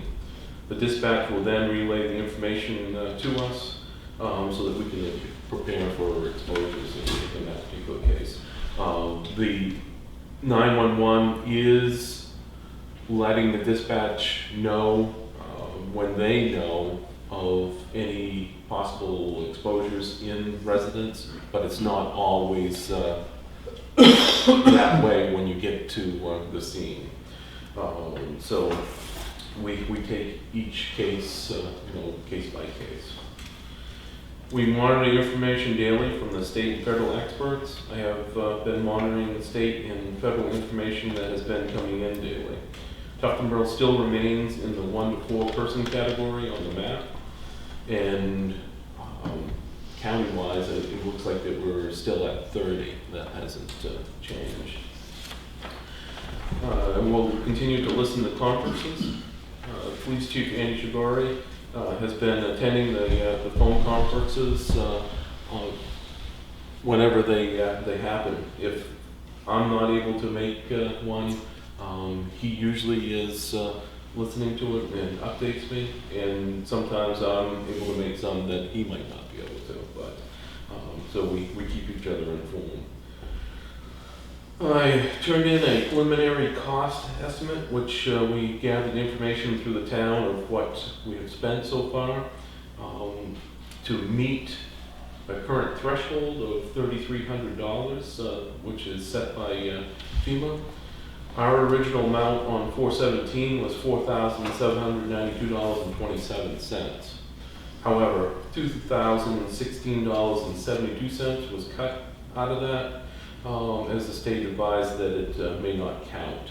So currently we don't meet the threshold of being reimbursed for anything. But we're continuing to look at what can be reimbursed. New information is coming out every day. So there's a possibility that we may meet that threshold as we go along. apparently they were saying that the amount of money that may be reimbursed to someone as far as an employee for not coming in due to the pandemic didn't count. That was the $2,016.72. Apparently we had some cases as far as that either employees didn't come in or they had to stay out because there was a question of COVID vaccine. Well, if I can just jump in right here, the federal law that covers that, I was in a 2-hour meeting last week on, it's called the CARES. FFCRA, Oh, okay? That provides for 2 weeks of sick pay and up to, I think it's 8 weeks of emergency family leave. And it's reimbursed by the federal government, but not through the FEMA. Not through Okay, our which is right. Section D. Right, and so that's something that and it's, of course, very detailed, 6 specific categories of why this was a situation, and in each of them, there are requirements for how you verify that. And this is all stuff that we have to document and keep in case somebody comes back at it at some point. But that's why the wage costs that were attributed. So if it's something that we pay out that we qualify under the FFCRA, then we'll file with the IRS for that separately. Yeah, because the COVID virus relief fund, which is our section B, they call it, for emergency responses, it doesn't cover that. Obviously, Right. it did cover the police department's overtime for filling in for an officer that was out as far as being tested. But that was like $550. So that's why they took the $2,000 something off. So currently, we don't meet the threshold, so there would be no reimbursement there. Everything that has currently gone through as far as been purchased, such as for hand sanitizer, masks, gowns, and things like that, is coming out of the emergency management budget, so that we know that we have one area, and we'll know at the end that it's not spread out as far as the whole thing. The sanitizing of the transfer station also came out of that. So obviously you'll have, I think it's operations and the emergency management, which we have, we don't have a lot of money in that. It's like $800 or $900. We'll go over, but we know where everything is from for that. One thing that I would recommend for future, as far as any decontamination of like transfer station or any of the buildings, that we look and make sure that it covers the virus before we have it done. Everything that I've seen, that didn't cover the virus for the transfer station as far as it goes.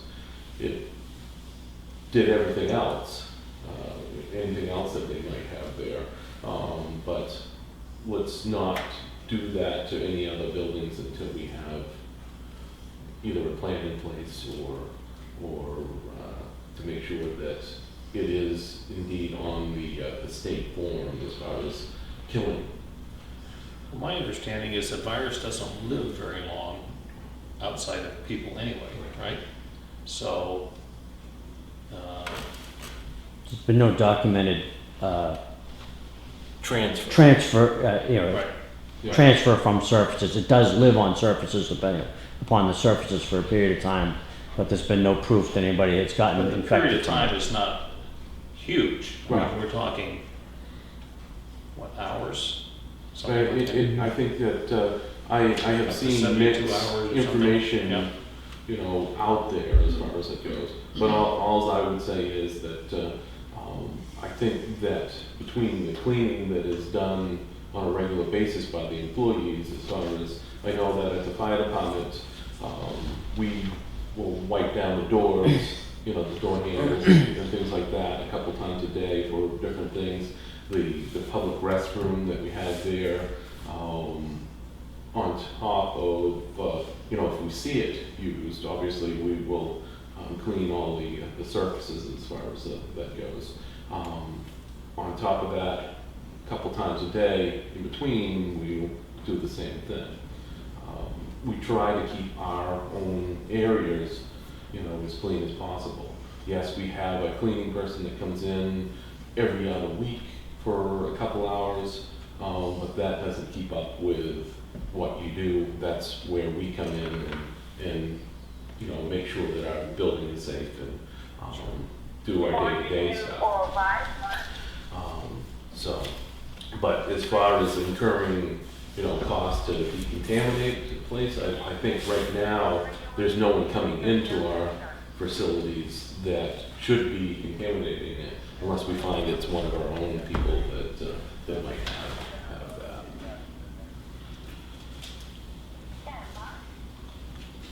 So the total right now that we were looking at,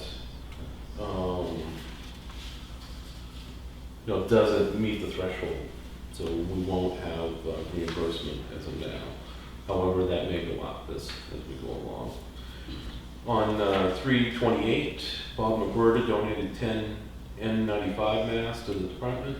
Wick Products in Sewing Services may donate a donation package of masks to our department. These masks will be worn over the N95 mask and are washable to extend the life of the N95 mask. Linda Burrow-Clough of Canaan Valley is the owner of that facility. Lakes Region Visiting Nurses Association also donated 25 KN95 masks for personnel to use. We've those are distributed out as needed or in stock between the different departments. And then just recently, 3 face shields were donated from Operation Face Shield Downriver from Michigan. Todd and Patty Duffy were the owners of that particular company. And Carolyn Sundquist and Dan Duffy got the shields to the department.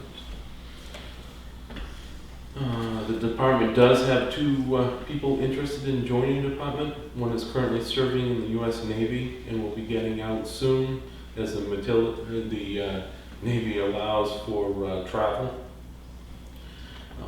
The subject just recently purchased a home in town, is looking to start a family, and is possibly looking to get into emergency service when he's discharged.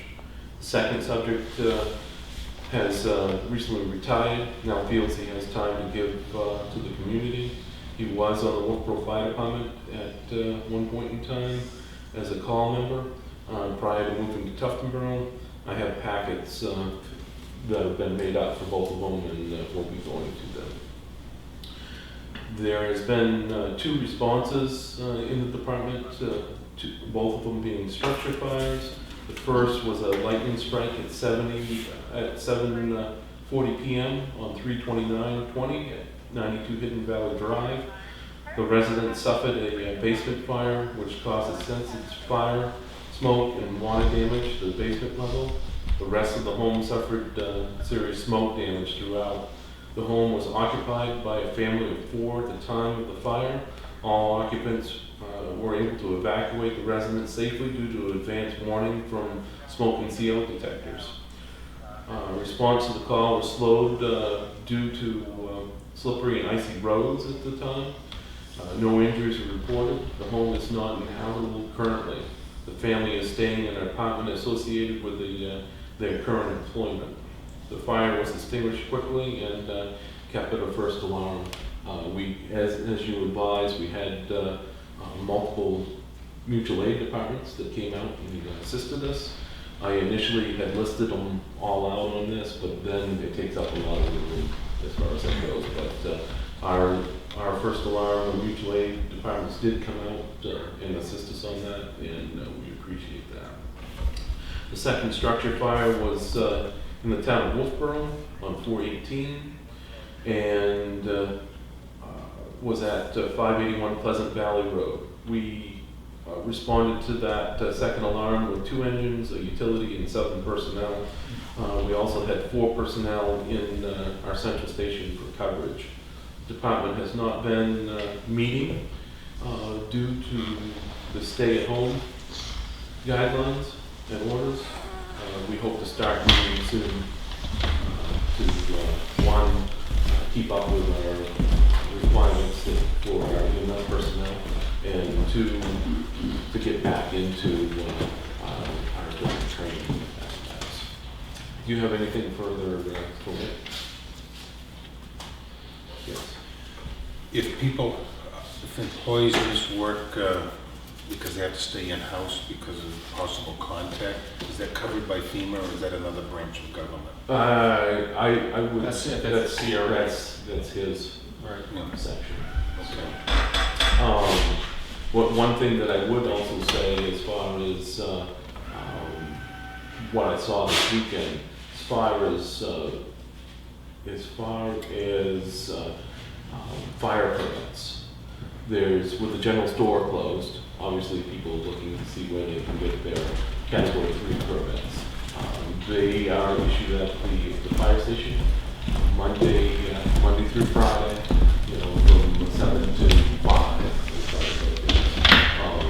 If someone leaves a message there, we will get back to them, obviously, 569-3381, and get their information and get their permits to them. If someone knows that they're going to be burning on the weekend, they call us on Friday. We get the information, fill the information out on the computer, and it's good for 7 days for the category 3s. We also obviously do the seasonal permits there. We are up to about 450 seasonal permits that we have out a year right now to different places. The category 3 and the seasonal permits are not on the current computer system that allows you to go in for the state because, one, we do not allow category 3 permits on the islands, and there's no way to differentiate between the mainland and the islands as far as that goes. So we just don't allow category 3 permits to be made out on the computer as far as itself.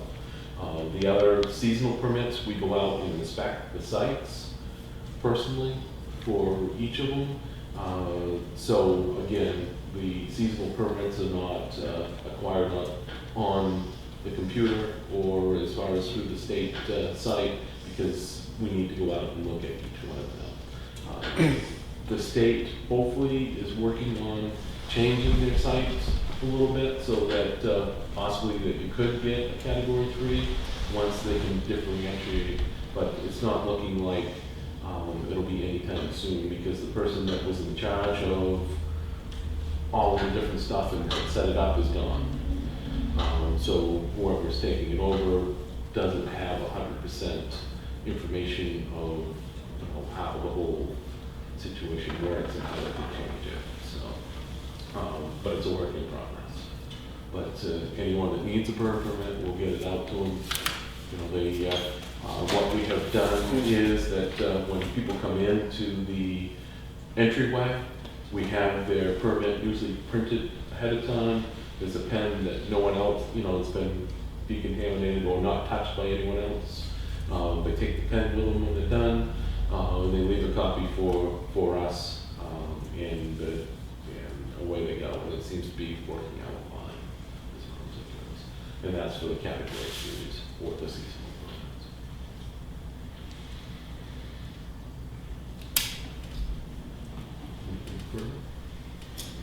I have nothing. Anything we can do to support you guys, particularly with respect to the current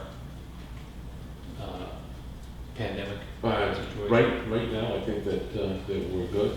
We've had people that are looking to volunteer time, if possible, and we currently don't have anything for them to do, and so that's not something that we're calling on. Are you comfortable that you have a good handle on folks that are of diminished capability living in town, that in terms of ability to get out and do that sort of thing? I know you try and keep on top of that, just so that we know that somebody needs to check in on them occasionally and make sure things. I think that overall we are.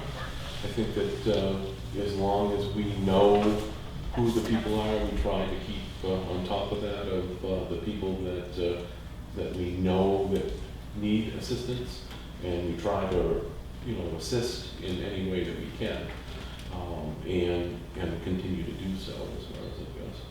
Well, I know one of the issues that we're always up against is the old Yankee self-reliance. Good. And it's important that we all, as we become more limited in what we can do, recognize that we've got limitations, and be in touch with the police department and with fire and rescue, so that we're aware that you're out there, and we can make sure that stuff that might come up, we can help you deal with. Right. It's kind of like what you were talking about earlier with respect to people not going to the emergency room when they should, because they're concerned about the virus. And it's right to be concerned about the virus, but I'm aware, not in our area, but in other parts of the country, of people who, as a result of not going to the doctor when they should because they're worried about the coronavirus, they end up expiring due to a condition that could have been addressed. And while there's a risk of death from the coronavirus, it's extremely small. And so it's unfortunate in those situations that a fear of something that might get you cause you to do something that, or to not do something you should do, and something else does get you. But as I said, it does seem that, the 911 calls that are coming out now are true emergencies.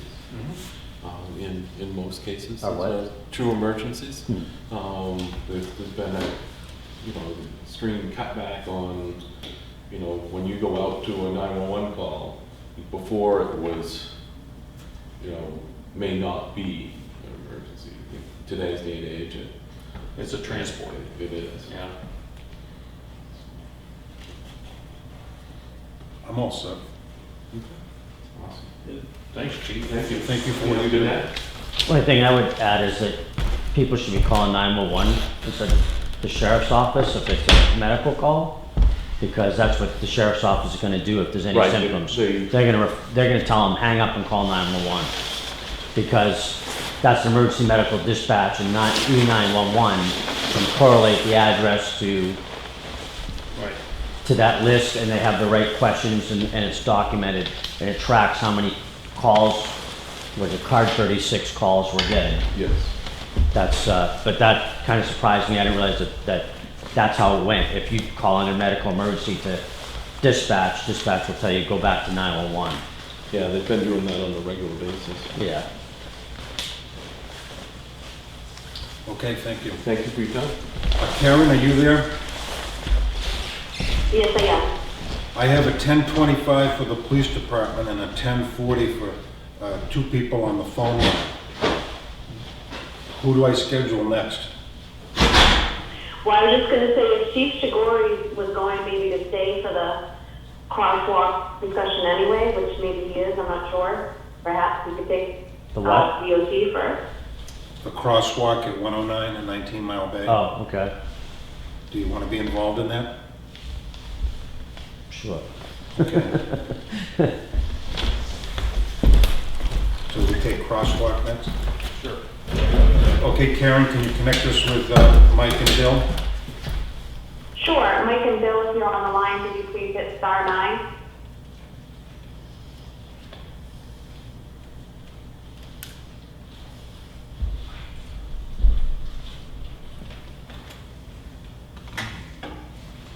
Okay, I see one caller on the line. Oh,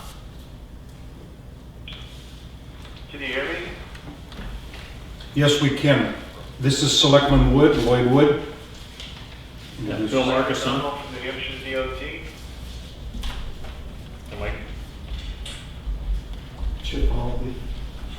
And Chief Andy Shigori. How are you doing today? Good. Thank you for waiting for us. As you know, we're busy today.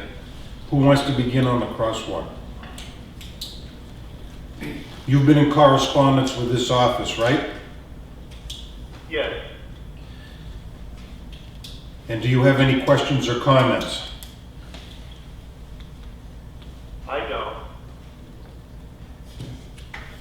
Okay. We went through this exercise about 4 years ago when someone was going to donate some money, and then it was authorized at town meeting, but he never came up with the money, right? Or was it voted down at town meeting? it was voted down at town meeting. Because he didn't come up with it. But at that time, you and your representatives explained the unique circumstances there. Has anything changed? I don't believe so. Not from our perspective. Who's talking? That's, This is Mike O'Donnell, New Hampshire DOT. okay. Can you just summarize some of the issues that you're aware of? Yeah, so in that location, there's a curve in the road that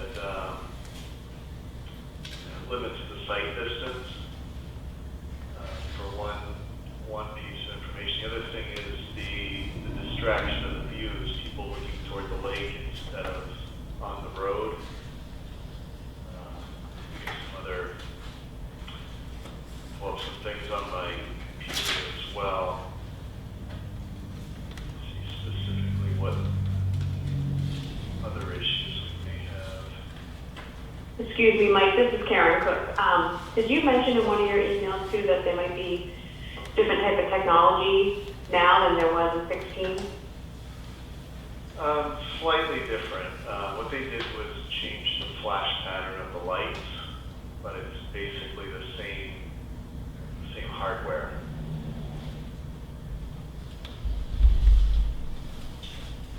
Another issue is that that's a 40-mile-an-hour zone. Yes, that is an issue because we don't permit crosswalks above 35 miles an hour. And there's also an intersection at that store.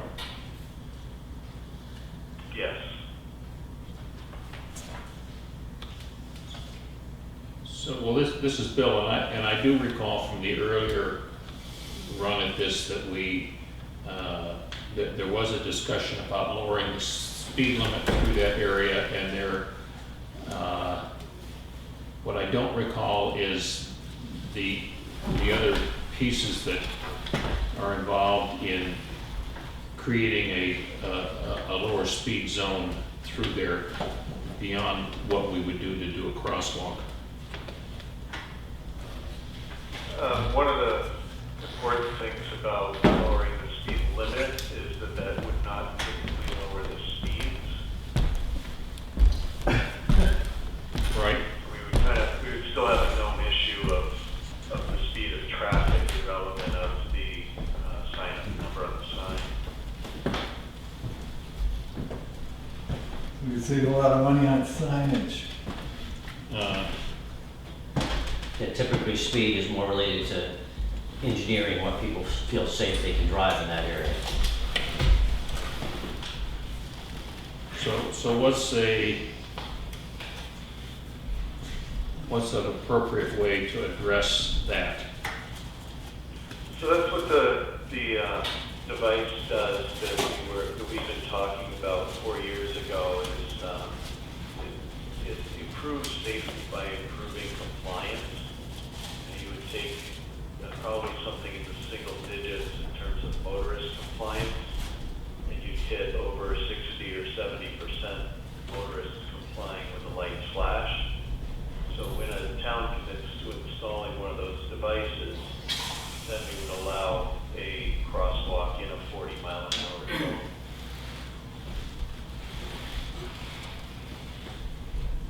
So I think those are the three issues: is the sight distance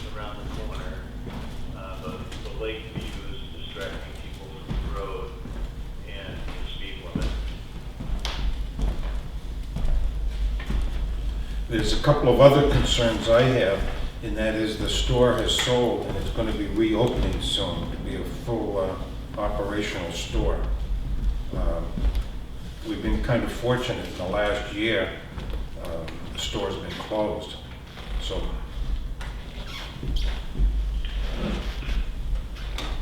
Is there anything the planning board could do to get the owner of that store to chip in? What has brought this issue up is that the planning board asked the store to explore putting a crosswalk in, which is why this is has resurrected itself. But let me just back up to the speed limit. So with the warning device on the crosswalk, the flashing LEDs, is it the DOT's position that a lower speed limit isn't advisable with the warning device? Yes, Why? because the way that speed limits are typically set is around the 85th percentile speed of the vehicles on the road.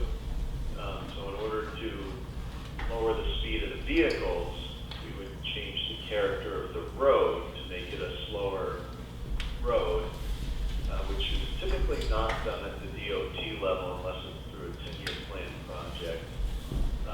But towns can do things to allow parking in or sidewalks, have buildings up close to the road through zoning changes, and develop a little urban or downtown village core, which is probably years off at best.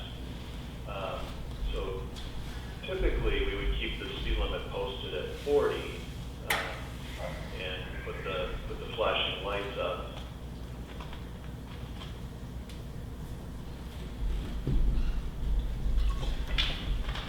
So the flashing lights don't necessarily denote a crosswalk, they're just They flashing do. lights? If you've been over to Plymouth, if you drive from Holderness into Plymouth, there are two crosswalks with these kind of lights on them. And they're rapidly flashing LEDs that are activated at the crosswalk, okay? So that basically... What a little closer in Boltonboro as well, at the Dollar General. yes. Yes, Dollar General, yeah. Yeah, and the school, yeah. So these are rapidly flashing LED lights on crosswalk signs. And do I remember correctly that you were, in addition to the ones at the crosswalk, you were looking to have them like up around the curve? Boy, I don't remember that, but I think an old discussion was when it was gonna be the, Doc's paying for it, the one that came to the town, I think, was only gonna have the flashing lights around the corner to the north. Because it's got that corner versus because it's a long straightaway that we're not gonna mandate. That was a reduced cost version that was being explored by the Doc condominiums, I believe. because the lights, it's a unit that you buy and attach to the post. I can't imagine there being any significant cost savings. The speed limit is 40 miles an hour in both directions. Lake views are available from both directions. I would see advantage in having lights on both sides of the signs. Right. But it seemed to me that there was some sort of driver Early notification around the curve. Well, you can see that, Just a single advance warning sign that just says pedestrians. So, Okay. Yeah. No lights or anything, just a sign that, for pedestrians. you're gonna see, if you put a lit sign on the store side, Mhm. you're gonna see that well past the corner. Into the corner. Yeah. I mean, But it'll be on the right-hand side, I don't think they put them on both sides of the road. Why wouldn't you put one on both sides? It only, because the oncoming traffic. The southbound traffic, when that's gonna be on the right-hand side, it's gonna be on the lake side of the road, facing them, so they're gonna come around the corner and see it. When would they perceive that blinking yellow light is the, What I was saying is if you had one on each side, that's what I'm saying, typically they you don't. don't see the one on the left. But I'm saying typically they don't, they just have them facing the oncoming traffic. I understand exactly what you're saying, you put it on the outside of the curb, it'll show up sooner, but typically they just face one-sided on this. I get what you're saying. so are we talking at both ends of the crosswalk or just one end of the crosswalk? Yeah, there'd be 6 signs total. There'd be 4 signs at the crosswalk, 2 in each direction, and then 1 sign in each direction about 250 feet or so in advance of the crosswalk. And the ones at both ends of the crosswalk have the flashing LEDs on them, is that correct? Yes. Okay. And there are other things that the crosswalk has to have, like curbing and a handicap bump strip, and is that still part of the equation? Yeah, there would need to be a little bit of sidewalk work done at the 2 ends of the crosswalk to be able to have the detectable surfaces for the blind. That's a requirement for every public facility. Who's responsible for maintaining those sidewalks? Typically, the town, that would be plowing and treatment of ice. And as far as I know, the maintenance of the surface, like if it ever became too cracked or irregular, typically those are the town maintenance as well. And there's no curbing there now. There is by the bridge, but it ends before that. Right, where the crosswalk is, there's just dirt on both sides, right? Yeah. Right. Okay. So, What have we missed, Bill? I mean, Mike?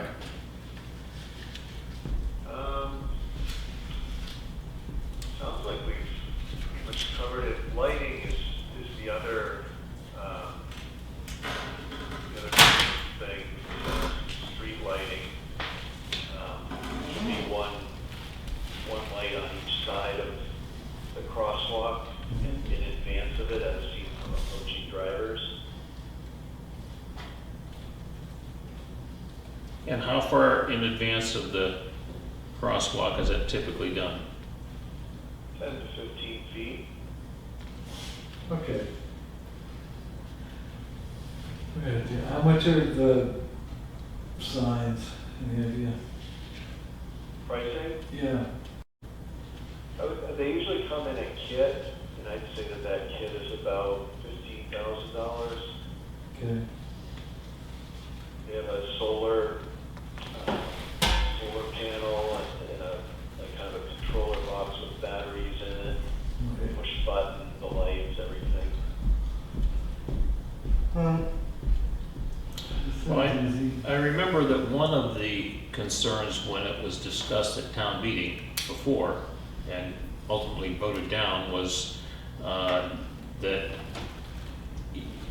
is putting a crosswalk in with signage and lighting and all that, does that give the pedestrians a false sense of security at the crosswalk?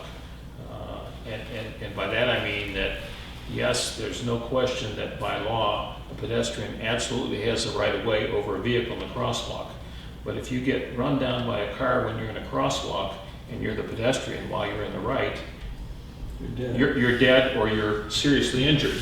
And in having a crosswalk there, does that make the people that will be crossing, who do cross there and have for many years, less concerned about the traffic than they would with no crosswalk. And maybe you can address that, Mike, from experience and data you have other places. Yeah, that's exactly how we look at it as well. If we were to permit a crosswalk with just the paint and nothing else, we would have that same concern that somebody sees the crosswalk and they say, well, I'm safe because it's a crosswalk, and then they walk out when we haven't done everything we can to make them more visible to motorists. So that's what the lighting and the flashing LEDs both do, as well as the signs. That you take a place where, you know, as the DOT, as a traffic engineer, I'm kind of saying, well, without all that, I'm not sure a pedestrian would be seen, because motorists aren't expecting them there necessarily, especially if they're not from around there. So by looking at the data on the RRFB and also looking at the data on the street lighting, what we're seeing is that those two measures, which are also federally recommended, will improve motorist compliance, thereby improving safety. So we have a situation where there's a known crossing point, a known interest in crossing between like the docks and the lake and the beach to go over to the store. So the crosswalk delineates the safest location to cross. The lighting, the flashing LEDs, the signs all enhance the crossing and make it more visible. So we've taken that known place of crossing and implemented all the best practices. And liability-wise, which may be a concern for some citizens, you know, we've met all the best practices that have been put forward and the data that supports them to reduce liability, really, and then make it as safe as possible. And if you guys want any further reading on that, I can email links with you know, what those best practices are, where I'm getting information.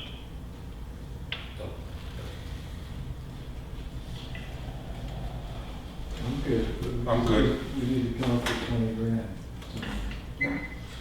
The Chief. only other question I had was, and since this is the first I heard that we need sidewalks in that area, and I know it's a newer section of road, so I presume that there's enough right of way there to do that?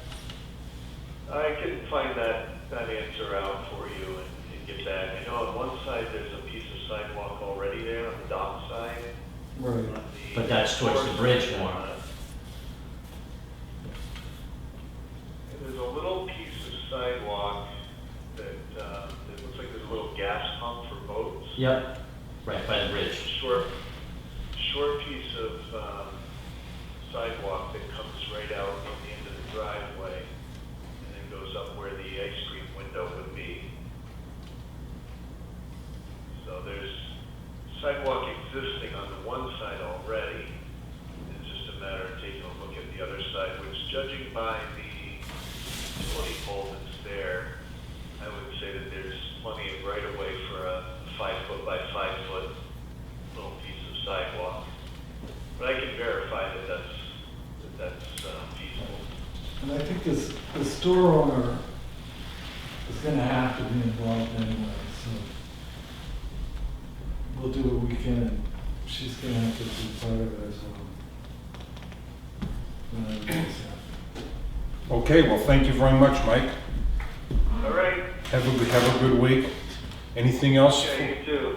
Okay, Stay Nice. safe. yes, have a good day now. All right, bye. Anything else on this subject? There was another caller. Did they talk at all? Bill Lambert. Oh, from He DOT may also. not have been on the call. Okay. Yeah. Yeah, he was not. Okay, we're all set to move on to the next item of business. Yep. Update from Chief Shigori. Thank you for waiting, sir. We did one of those calls at noon. Thank you.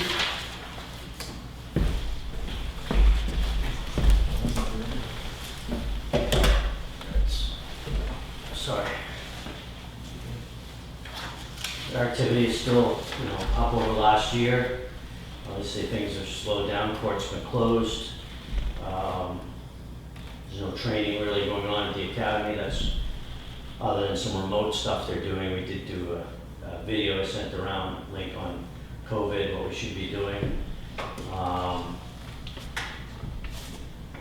obviously spent a lot of time on these calls because the standards are changing as we go along, as they learn more, or as needs for supplies. As Chief Thompson said, some people came with offers of N95 masks. We have not, we've maybe used one, because we've been using good practices to make sure we're not exposing ourselves and following CDC guidelines, what I've been really following, and the guidelines from the state. So we haven't gone through, I think, maybe one. Point is, I'm trying to save those for like the fire department and healthcare, because they're the ones actually doing the stuff that's aerosol and are more likely to have contact. Same thing with the shields. Somebody offered some shields. We have some to last right now. I said, offer them up to the fire department first. And I'll reach out. I know Chief Thompson has said if we need something, we can get some more from them, but we haven't had to burn anything up really. As early on, I gave you some of the memos. We're still following that of, wiping everything down, surfaces you contact multiple times a day. Never seen our alarm keypad so clean. Doorknobs, so I think several times a day, everybody coming in does that, so it's... So your felonies are up 50%, 100%. What happened? I'm not 100% sure.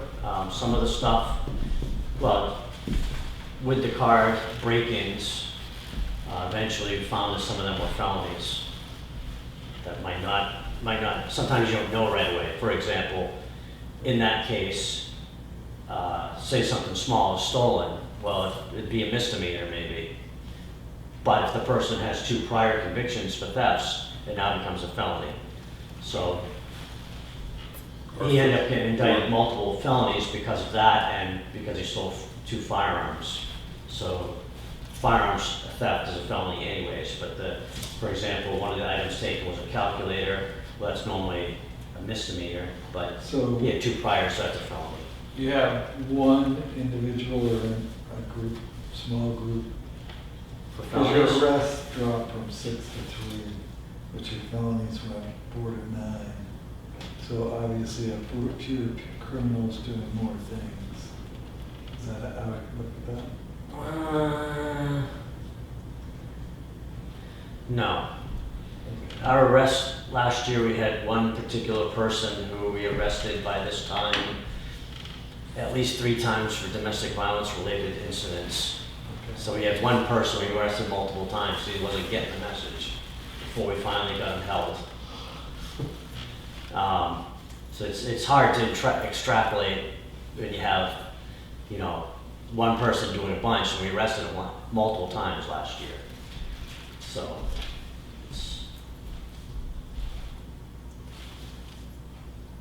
Okay. So, in other locales, the domestic violence and is up, and the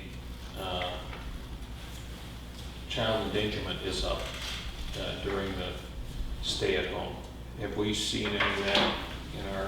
actually, statewide, child endangerment is down, reported, because a lot of them come through third parties having interaction with the families, oftentimes schools or medical professionals.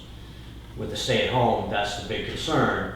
The governor and others have expressed is that third parties aren't necessarily having the contact with the families.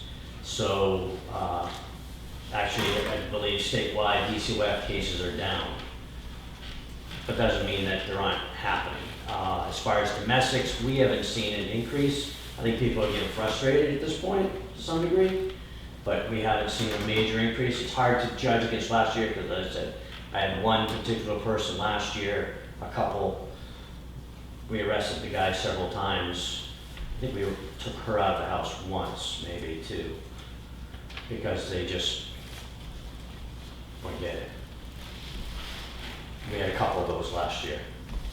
It was later on, we had somebody that we arrested a couple times also.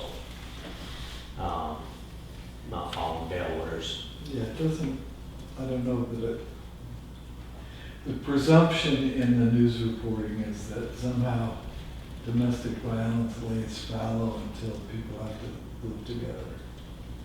And I don't know if that's true at all. Well, there are some places that are seeing an There are increase. statistics in Statistics other in some places are locales, seeing they're an up. increase. Yeah, For domestic violence in some Right. places, because people are not cooped up and not getting a break from each other sometimes. right. But we're not And as the restricted stress as of other not states. working, you know, oftentimes people that are under more stress. Financial stress adds Yes, to it, right. Right. but we're not, maybe we're a little better situated than other places. I think Manchester's reported that domestics are up. But, People in Tufton don't have to. well, if we have more figure out retirees bank than robbery Manchester, plan in order to Right. live. that'd be less people losing jobs, if you will. That's what it,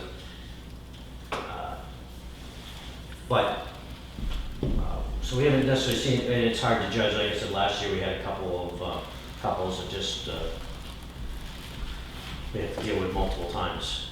So we're not seeing that this year so far. It's harder. Not saying we haven't had anything, but Anything else?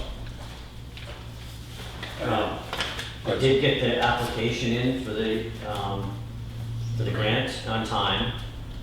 Waiting to hear back. Dave Jeffers called the other day. I tried touching base with him today too, about the application. I sent a copy to Lakes Region Planning. I sent it to the state, whatever we call it now, Office of, it used to be Energy, Office of Energy and Planning. That's now Office of Strategic Initiative. There we go, strategic initiatives. I had to send a copy to them.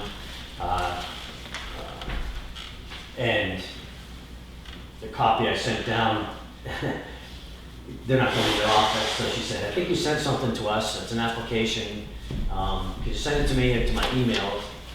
It was a different person than the person we met with, but, so we're working on that. Expect to hear more back. I have some follow-up to do. We have a SAM account number from the federal government to get funds, but I'm not authorized to change and set up myself as a user of it, so I have to go through that. So but my understanding from both the people I've talked to, from rural development, is that you get the application in, the forms that we signed and submitted, the narrative, the application, the construction costs, there's like basically one that will follow the laws. I forget what they call that. Anyway, we get those four in, basically. Anything else we can follow along with as we need, as they say, we need to get A, B, C, D. So there'll be more that we have to develop and turn in, but they may have a lot of it on this thumb drive I sent to them, because they want it all digital. But anyway, and I may have to, some of it I may have to glean information out and give it to them, because they don't want to go through the whole town report necessarily. They may want me to take out a section of town report applicable for that particular question. But I've sent everything to them, so that's where that's at. I was asked about the sign, and Lloyd sent me another thing about the sign. I've gone down there, taken a look at it. It's down at Mirror Lake. The sign there says, park not blocking. Obviously, when we discussed the parking there, it was decided not to have any parking there, but they can park along the road because it is a state right of way and there's no signage prohibiting it. I guess so if somebody follows the sign, they can park on the sides. If they don't, we could change the sign to reflect the policy, or we could change the policy to reflect the sign. I guess What would you recommend? I don't know. It's a hard one because realistically, they can only park like 2 vehicles there anyways with trailers. But we also have spent money to. We obviously we didn't put rain gardens in and everything like down at the beach, but it's chips, you know, it's not, The shoulders of the ramp were constructed to reduce the runoff of yeah, water carrying nutrients into the lake. And if people are parking on those shoulders, repeatedly driving over them, I wonder how much that defeats the purpose of. I don't try to answer that. Yeah. Obviously, the easy answer for that is to say no parking there, but then that's gonna, obviously, I've only seen one nosebleed or two parked there at a time. But, that's really, I guess, a policy decision for you folks. I don't, whatever you want, I know there'll be some blowback, and we'll deal with it from the couple fishermen that do put in there and, you know, but the sign right now says they can, so we're kind of stuck, but whatever you decide to do, we'll take care of it. I mean, we'll work with them to try and educate them. It's gonna be a problem, but I think the concern is that, are we building a ramp that's only gonna serve the people on the lake if there's no parking nearby? And Right. that's, you know, the practicality of it is, you know, the sign says you can park your trailer down at 19 Mile Bay, well, that's quite a distance away. Right. It's impractical. I think someone's gonna park the vehicle and trailer down there and walk back. And I think that's a fear that some people have, is that this, because the person that calls and complains about it a lot lives on the lake and. Well, it's not supposed to be a private boat ramp. Right, that's part of the issue. Right. Right. So maybe having Jim take a look at those shoulders and the ramp shoulders and give us some idea of if there's something we can do to the shoulder to make it work fine with occasional vehicles parked on it would be. It's not huge, it's not often. Right. A lot of times on weekends, you'll see somebody come there and fish. And they're not going out there with these, the ones I've seen anyways, it's not a huge trailer, a huge boat, it's a smaller one, fisherman type things.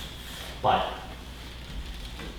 I can't, if you allow that, then you can't sit there and say, the guy who shows up with the, you know, the 28 footer, can't say, well, you can't put that, you can't park that trailer there either, you know what I mean? Part of it's self-limiting just because of the size of the lake and the geometry of the access. I don't know that you could actually launch a 28-foot. Yeah, I'm just throwing. No, I understand, right. No, if it's gonna be there, it has to be there for everybody. Yeah. And limited only by the size, so, but yeah. Could we ask Karen that you send a note to Jim and share with him that request? Sure, no problem. Okay, thank you. It's nice to see the radar sign up on the Union Wharf Road. Positive comments, thank you. Is the radar trailer Not yet. serviceable? No, it's serviceable, it's just not up yet. Okay. Anything?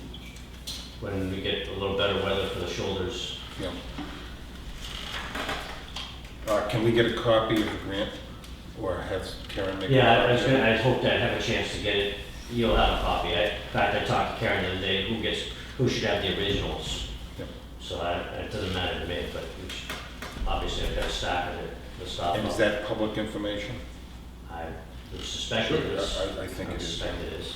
I don't see why it wouldn't be. Okay. I was reviewing the paperwork, and I understand the Snowmobile Club asked permission from the state of New Hampshire to cross 109 to get to the beach. Do you know what I'm talking about? No, I don't think I've seen that paperwork. Excuse me, I think I can,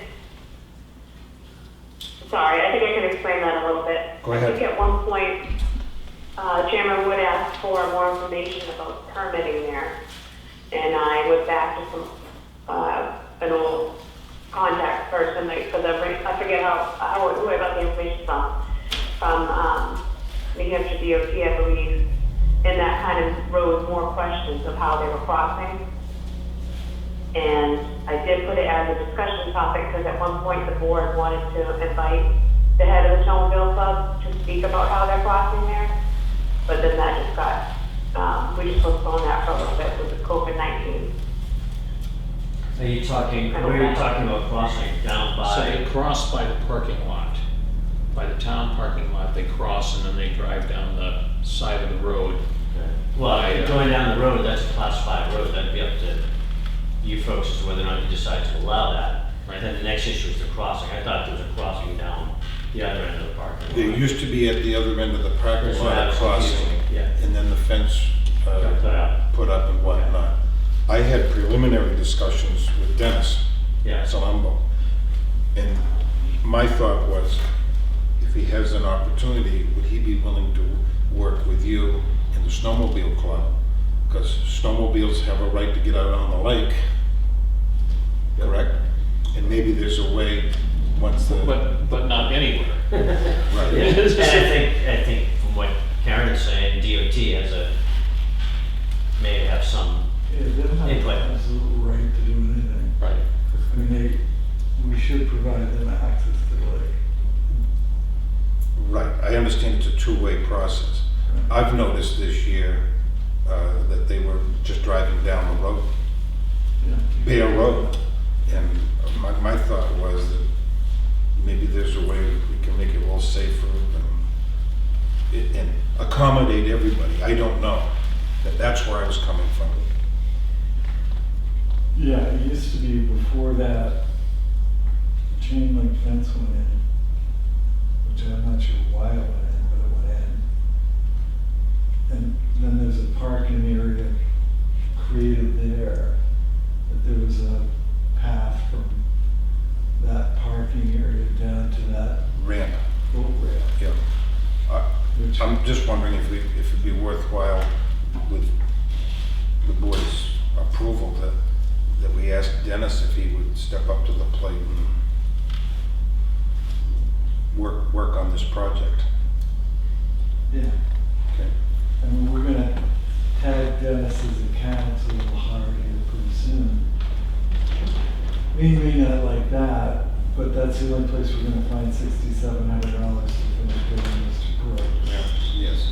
what?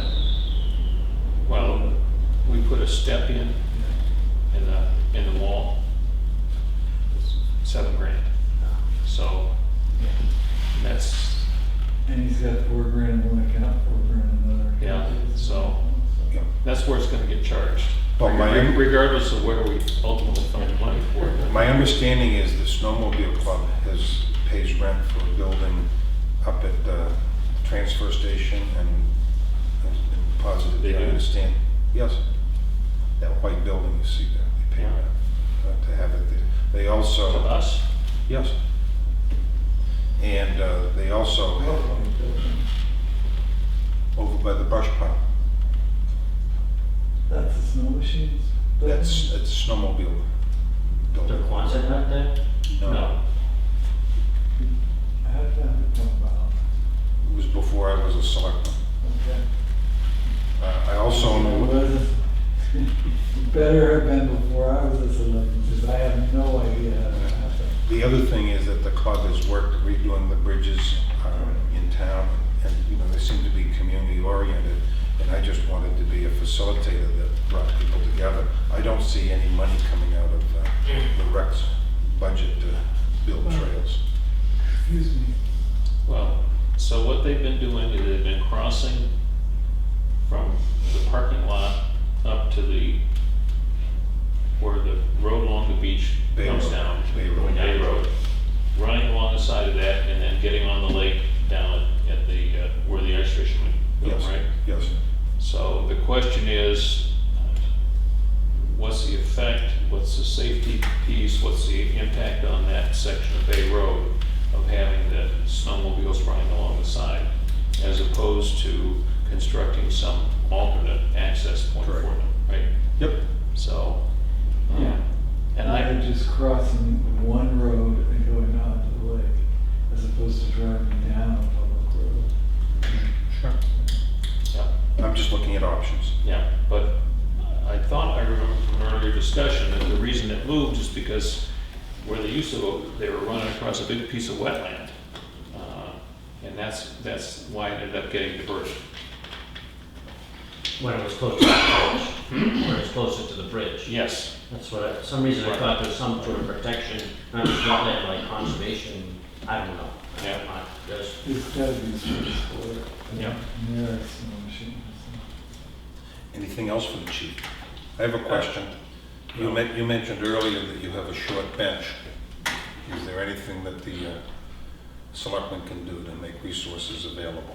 I don't have a bench, but no. I think other than give me another person, but that, we've already been down that road, so.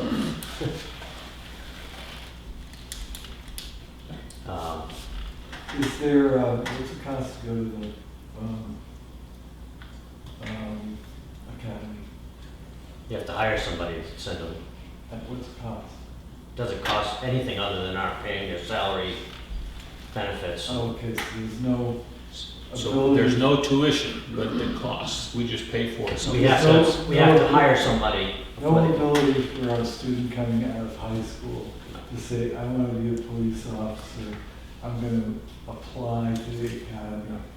You have to be hired before you go. So the Well, spring, that's a screwed up system.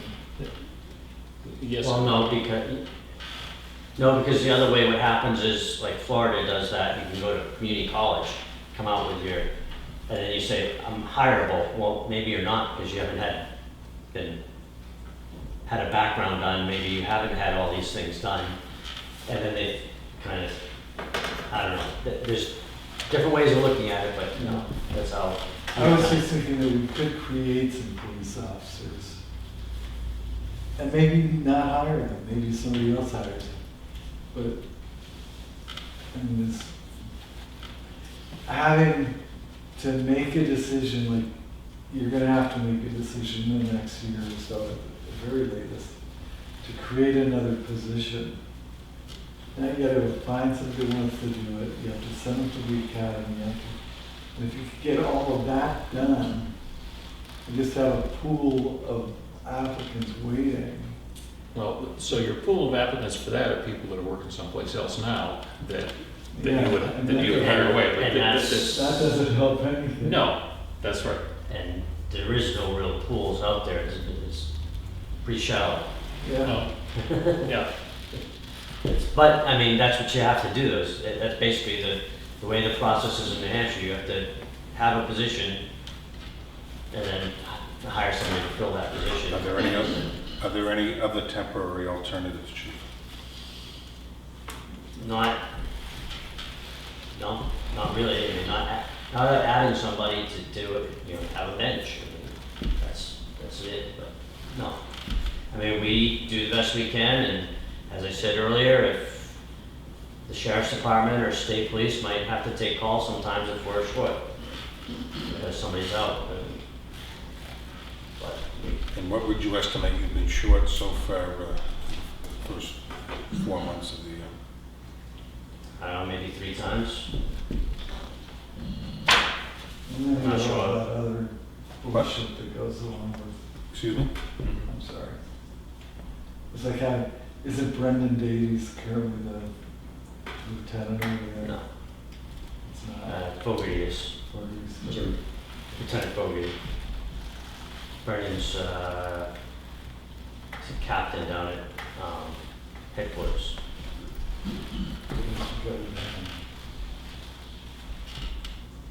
Anything else for the chief? He said he had a 12 o'clock No, I'm good. appointment. Yes, all right.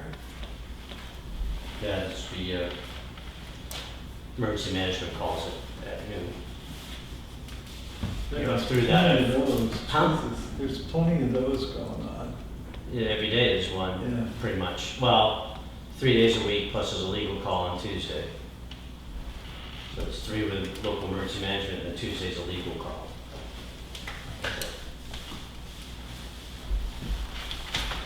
Thanks, Okay, thank you. Thanks, chief. Good luck, sir. I'll return to signature file. Do you need to take a break?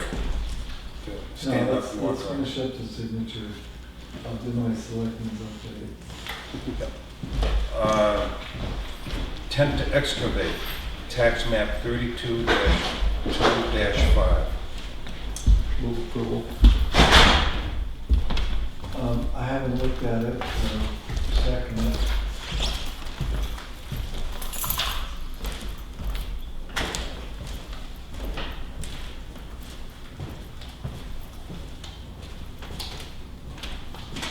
I'd like to know what,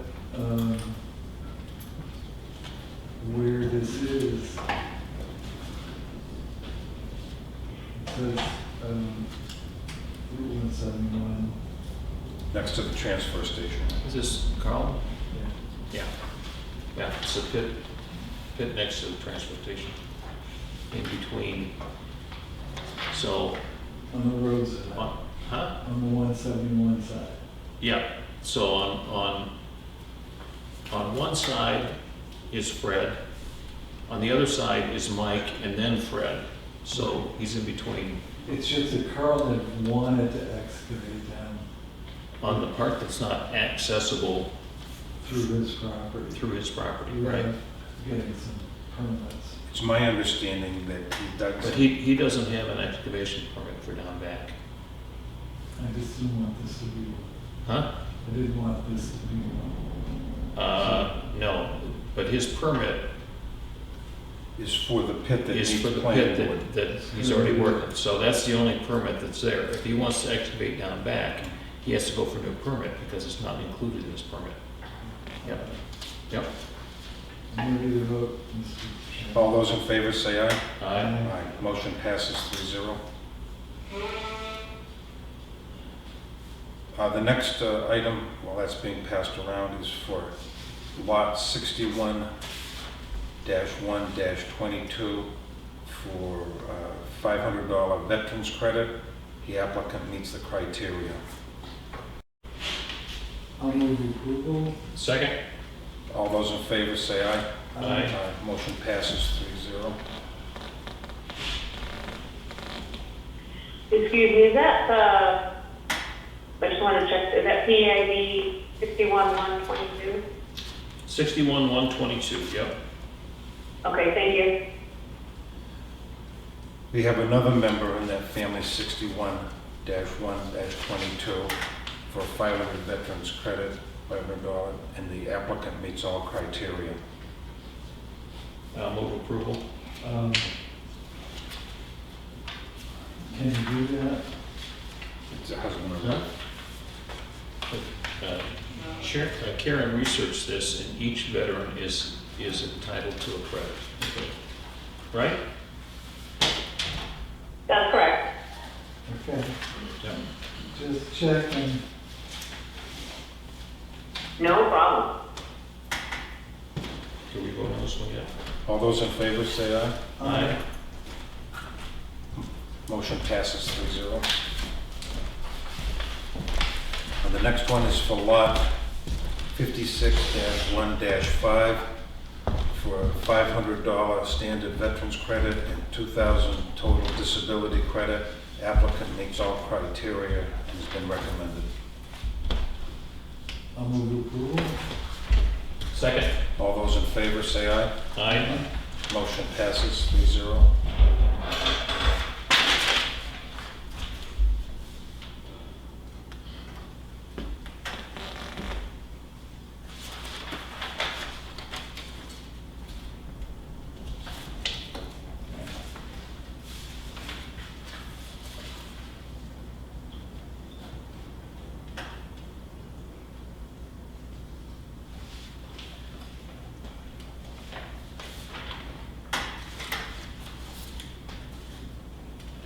Next item is from the Department of Revenue to the town of Tuftonboro.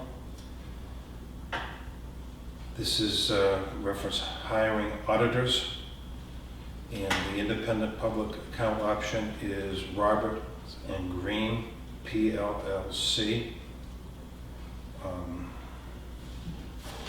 It's called the auditor option. Are we in favor of that or not? So move. I'll second. And it takes one signature. Yep. All those in favor say aye. Aye. Motion passes 3-0.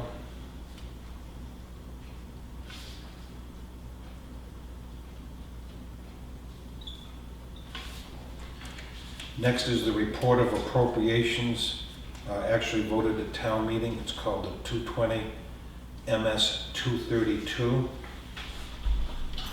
It has the appropriations. I will move approval. And I'll second that. Okay, all those in favor say aye. Aye.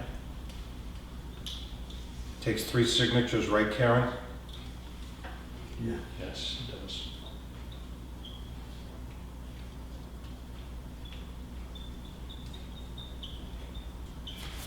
There you go. Motion passes.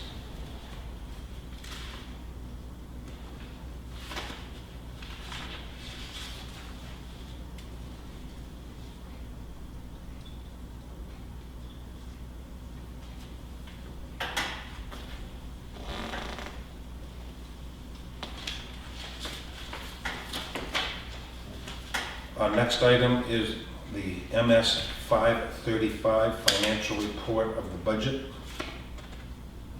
It's required by the Department of Revenue. I'll move approval. I'll second. All those in favor? Aye. Aye. Motion passes 3-0.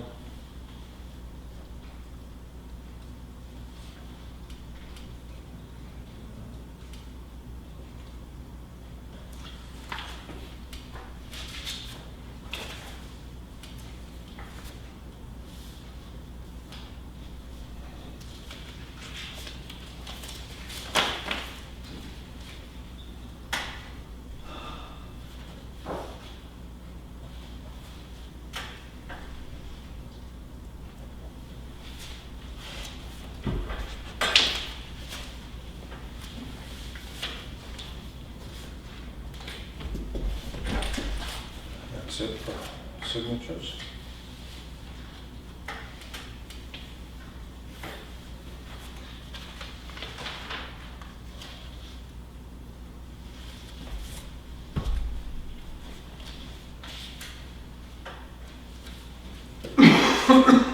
Thank you. We'll move on to correspondence.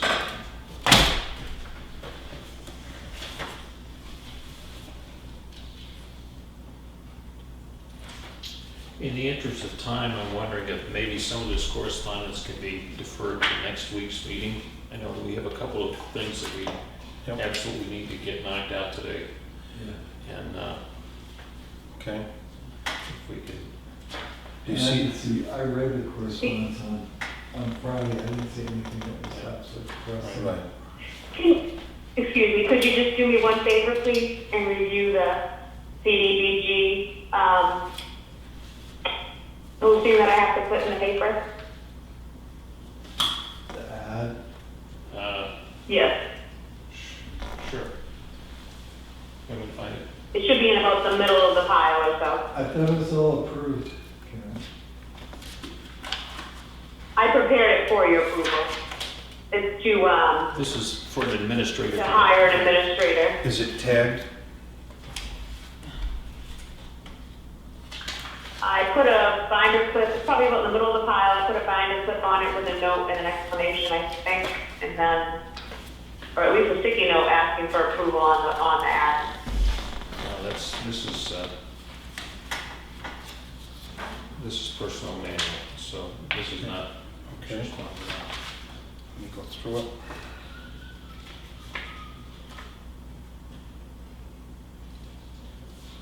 North Country Village.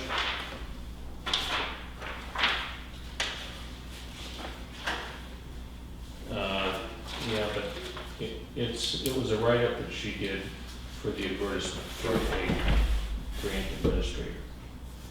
And we have to have a public hearing.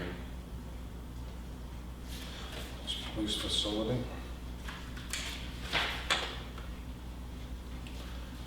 It should be with the other North Country Village things, I thought.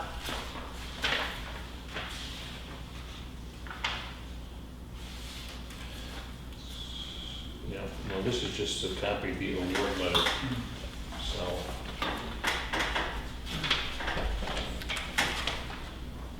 Understanding. Yep. This is a shovel-ready project. Yeah. Oh, that's not it. No. Don't see it. I see Brooks. I don't see it yet. You want to take a look? Yeah, why don't you go on to Selectmen's updates? Why don't you go with updates, Sarah? Okay, I talked to Tyler Phillips for quite some time. It seems as though the change of opinion by Randy Pelletier is strictly politically based. Something about, Excuse me. what? I apologize to interrupt you. I just can't hear you very well. Would you mind pulling the microphone a little closer to you? I'll testify. Thank you. I'll testify. So he's in agreement with us about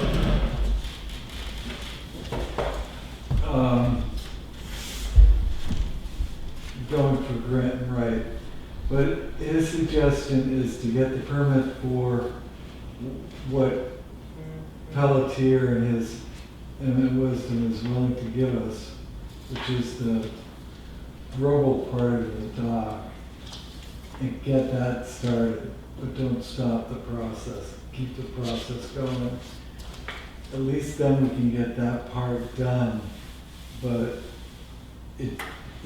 I asked him if he could get a statement from the Department of Environmental Services as to what the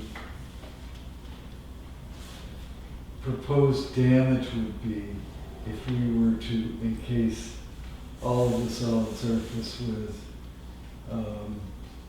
sheet piling. And he said, yeah, we should be able to, but probably we won't be able to. Their position is going to be that they're not recommending it, and that's all they have to say. Which leaves us with the governor and council, and whether or not we can convince them of, the wrongness of Brennan Pelletier. Maybe Brennan Pelletier will fucking retire at some point in time. But we should be able to take that whole dock area and stabilize it for 50 years or 75 years. But long and short of it is, he and I are going to get together and write a letter to Pelletier asking to reconsider his position. And at the same time, he's going to go through the permitting process of what he knows he can get done.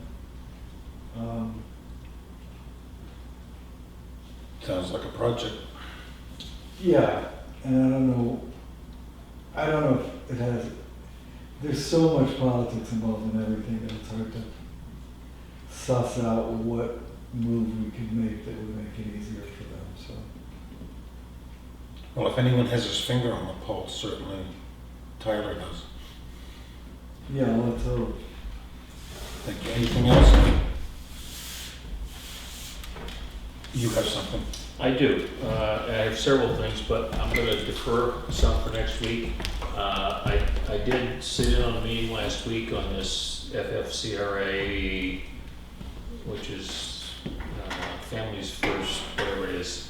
And we will need to spend some time making sure that we're procedurally where we need to be in order to track this stuff. I don't think we have to do it today, and I suggest we just wait and discuss it when we have a little bit more, after we have been sitting here already for 3 hours. Got a request from the Lake Winnipesaukee Association. I think it was RDA was looking for shovel-ready projects that might be available for funds that might be forthcoming. So I shipped off the 2 road drainage projects that we had designed last fall, the ones that we had committed this year to doing a little bit of, figuring that these things are, they're the only projects I'm aware of that are shovel-ready at this point. They are connected with environmental quality in that they, direct road runoff and that sort of thing. And so Pat Tarpey was happy to have that and was, I don't know where it is at this point, but they've been tossed out there in case somebody has some money they want to throw at. And it's just a project, not a, like, It's- for instance, the Mirror Lake Conservation piece. It's not to fund something No, like that. right, right. Okay, it's creating jobs. Yeah, right, right, so, and you know, I mean, if the Union Wharf project were designed and ready to go, then that would be a shovel-ready project, but Yeah. we're not quite to that point. So that was the only thing we had. So, federal government coronavirus task force has a weekly conference call, as of last couple of weeks that I've been sitting in on, and, you know, this is, most of it is pushing information out, and I will get the update, or the recap over to Karen, everybody can get a copy of that. It's, you know, lots of moving Yeah. parts out there, and everything that's coming along has got, once it gets out there, it's got regulations and procedures attached to it going forward, but an awful lot of this isn't requirements from us for anything in particular, is making us aware of stuff that's going on. And other stuff that I have, can't wait for another time. Did you ever want, Yeah, the request for proposal, this is the ad that's, we've all seen it, and take another quick look. And we do need to get it out there if we're gonna, in order to keep them moving toward doing their project. is it our want ad, or is it? Yes, well, Yeah. the grant is to us, okay, It's so us. yes, it will be placed by the town, I have no issues with it. yeah. No, I think it looks good. Yeah. And it's gonna be managed really by, what's her name? The lady. Well, Yeah. whoever's the administrator, it could be her or somebody else, but Do you have a motion? I'll move that we approve the placements, the ad as is worded. I'll second. Any further discussion? All those in favor say aye. Aye. And no signature necessary. No. Nice job, thank you for finding that. I had a couple positive comments. They involve cemeteries. First of all, the French Cemetery, thank you to Steve Hunter for repairing the damaged wall. It looks great. It's the one down on Middle Road. And I don't know who to say thank you to, but the logs and the other substantial wood debris from the Ham Cemetery up on Ledge Hill Road, adjacent to your property, has been cleaned up. So we need to say That thank you to was- someone. Yeah, connected to that. And that's, That was Blue Ridge Landscaping. Blue Ridge. I think it's called Blue Ridge, isn't it? Yeah, skip code. Yeah, Well, thank you to Skip if he's I think they were looking for. responsible. Thank you. That's the cause for it. I'm moving on to other business. Nothing, thank you. Okay. We do have at least one or two things to do in non-public. Yep. It's my understanding that on what, the one we need to make a phone call for, we could do last. Is that your understanding? I think it's, Okay. yeah, it doesn't make any difference, one or the other, but, yeah. Okay. Is there a motion to go into non-public? I move that we go into non-public for RSA 91A3, Roman 3, parent C. Yep. I'll second the motion. Wood, yes? Marcusson, yes. Oh, Joe, thank you Thank you very much. for your excitement. Doesn't get any better than this.